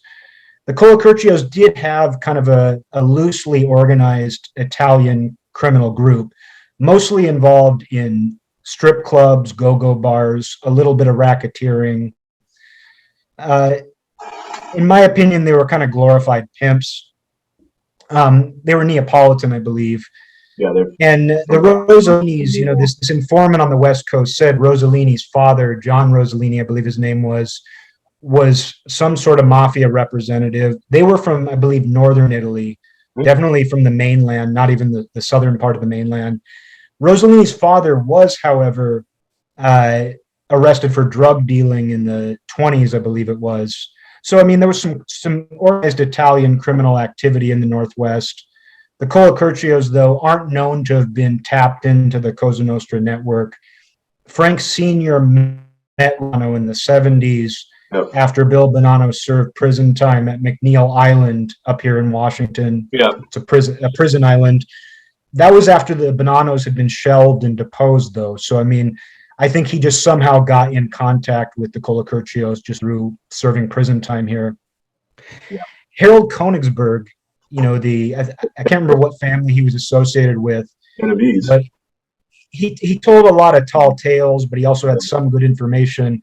I believe it was him who told the FBI that there was a Genovese Capodicina in Seattle. Wow. There was no Genovese Capodicina in Seattle. I'd be shocked if there was even a made member of anything. Yeah, I think I looked for one also. What's that? I think I looked for one also. Yeah, there's no evidence of it. Can't find anybody. Yeah, it's something I'm going to look into further. Vancouver, BC did have a mafia presence. Nicola Gentile's nephew, Joe Gentile, who was born in Siculiana, he moved to Vancouver. The Gentiles had a long history in Vancouver. When Nick Gentile was arrested for drug trafficking in the 30s, in his address book, he had relatives living in Vancouver, BC. His brother, Gerlando, lived there as well, and the entire Gentile clan were involved in mafia-like activity in I Vancouver. think it's very possible that there was a Borgata in Vancouver. Yeah, it's possible. But then what I wonder about is Joe Gentile, his nephew, he had a baptismal relationship with Paolo Violi, the Bonanno acting captain in Montreal. He was surveilled visiting Violi in Montreal. We know that the Bonanno Montreal Decina had guys from Siculiana, Cattolica Ericlea, nearby town. So I would theorize that Joe Gentile may have been made in Siculiana and affiliated with the Bonannos in Montreal. Hard to say. It's possible, you know, we don't know. We don't have sources who can identify who all the Bonanno members were in Canada. It's possible he was a Bonanno member. Hard to say. Joe Gentile came from a mafia clan. He was involved in mafia activity. He had connections. So he's one person to look into further. I plan on doing it in the future. I think that's productive. Something also that connects to this is that when Vito Rizzuto's grandfather came to the United States, and he was a mafioso killed in New York. But when he came to the United States, there was a guy from one of those same Agrigento towns with him heading to Seattle. I can't link that guy to anything at this point, but it's possible there was something small there. It's possible that it was in the network. There's just no evidence that a significant presence was ever in the Pacific Northwest. The Portland thing is worth looking into. Yeah. I plan on investigating this further. As it stands right now, I wouldn't include the Pacific Northwest in this discussion, even though I'm kind of doing that right now. But it's something worth exploring. But there's no evidence that a significant Cosa Nostra presence was ever in the Pacific Northwest. Yeah, I mean, there were Italians, mainlanders, and also Sicilians. Portland and Seattle were obviously major seaports and industrial centers and commercial centers. So some of the conditions for it might have been there. I can tell you, well, in relation, I mean, whether or not there's a Genovese guy in the past there, I mean, Joey Andriacchi from the Chicago family, either lived in Seattle for a while or definitely has property out there. And his family is, he's a big real estate guy that probably, that's the guy that has investments in different places. I think that's Bellevue, right? Bellevue, Washington. Bellevue in Seattle, I believe. Yeah, I grew up. That's my stomping ground. I grew up the next town over. There you go. Well, you're connected to Chicago now. So I'm on record. Yeah. So that's modern stuff, right? And that's just, I'm sure. That's what you do there. Yep, I know. You got to kick up. Yeah, and then just from looking through genealogies, right, of Chicago Sicilians, I've definitely seen people who lived in Portland and then returned to Chicago. What it seems to be the case is they were going out there for work, just like they went to a lot of different places. I'll see people that went to Maine or something also and worked for a while and came back, or Montana. But Portland is a place that I've definitely seen more than a couple times, and it's people. I've seen people from Termini, Maresi. I've seen people from Chenesee. There are Chicago Sicilians that have connections like that to Portland, right? I'm not one or two cases. I also saw people that one of the Ayelos actually from Chicago. One of their daughters wound up moving and living in Portland. She married a guy that wasn't even Italian, so I don't think it's anything to do with the mob, but there were some connections like that. I think you're pinpointing some of these, Palermitani towns. I think is probably going to be productive. If there was something, that might be what's pointing to it, right? But there was definitely connections, and it had to do with work opportunities. But Yeah, if they were it should going be there for work, they were probably doing other stuff also, maybe produce vending, that kind of thing. Yeah, if there was a Cosa Nostra presence in the Pacific Northwest, there's a lot of connections pointing to Portland. I think so. It should be mentioned, growing up in the Northwest, the area is heavily connected, obviously, to the California Bay Area. Yeah. There were a number of MAID members cooperating in the Bay Area. None of them, to my knowledge, ever mentioned a connection up the coast. Yeah, Bonannos doesn't mention it. He did say. He didn't specify that. He didn't give like an account of every family he'd ever heard of. He said he'd heard there'd been a number of these old families, like small families around the country, and he said Gary was one of them. Right? Mm-hmm. He didn't say, that wasn't exhaustive, right? Mm-hmm. So, but you'd think that they had some really important CIs. They had a boss, in the Bay Area. You'd think between them and Bonannos or Fradiano, who also had connections to the Bay Area, that somebody would have picked up on it, because these guys reported a lot of historical stuff, especially Bonannos. One last thing on the Seattle area too is Angelo and I have talked about this, where there is reason to suspect there was a possible mainland element in Seattle. That's not Cosa Nostra, and if it existed, it didn't sustain itself. It's possible that Albert Rossellini, the former governor, it's possible that his father may have been involved in something like that. It's possible that Colacurcios, being Neapolitan, may have roots in something like that. Yeah. No evidence to support it at this point, but type organization. Yeah, they're from Avellino, the Colacurcios, I believe, originally, and it's a family that has, the surname appears in Chicago and some other places that had a lot of, Nabilidan, organized crime activity. So, obviously, Newark has a lot of Avilanez, parts of New England that were involved in these things. So, it's possible that they were a vestige or a distant echo of a mainlander, criminal organization. That I think I could see that having maybe been in Seattle, in the, who knows, in the 20s or something. Yeah, and the Colacurcios, they had other Italian guys around them. There was a guy, Gil Conti, and some others. So they definitely, the area isn't known for having a vibrant Italian community, to say the least. Yeah. But they did, the Colacurcios did have a circle of Italian guys around them. Mm-hmm. That much is true. Yeah, like you said, no evidence of a Cosa Nostra family now or in the past. Yep. Well, going after everything we discussed, we've concluded that there's at least 32 different families, and we named their most likely bosses in 1931. So I'd say that's quite an accomplishment. Yeah, I think it is. We covered a lot of ground. I know we had some early questions from people about which families were formally recognized. Obviously there's some informed speculation as part of this discussion. But there's more than just the 26 families that people identify.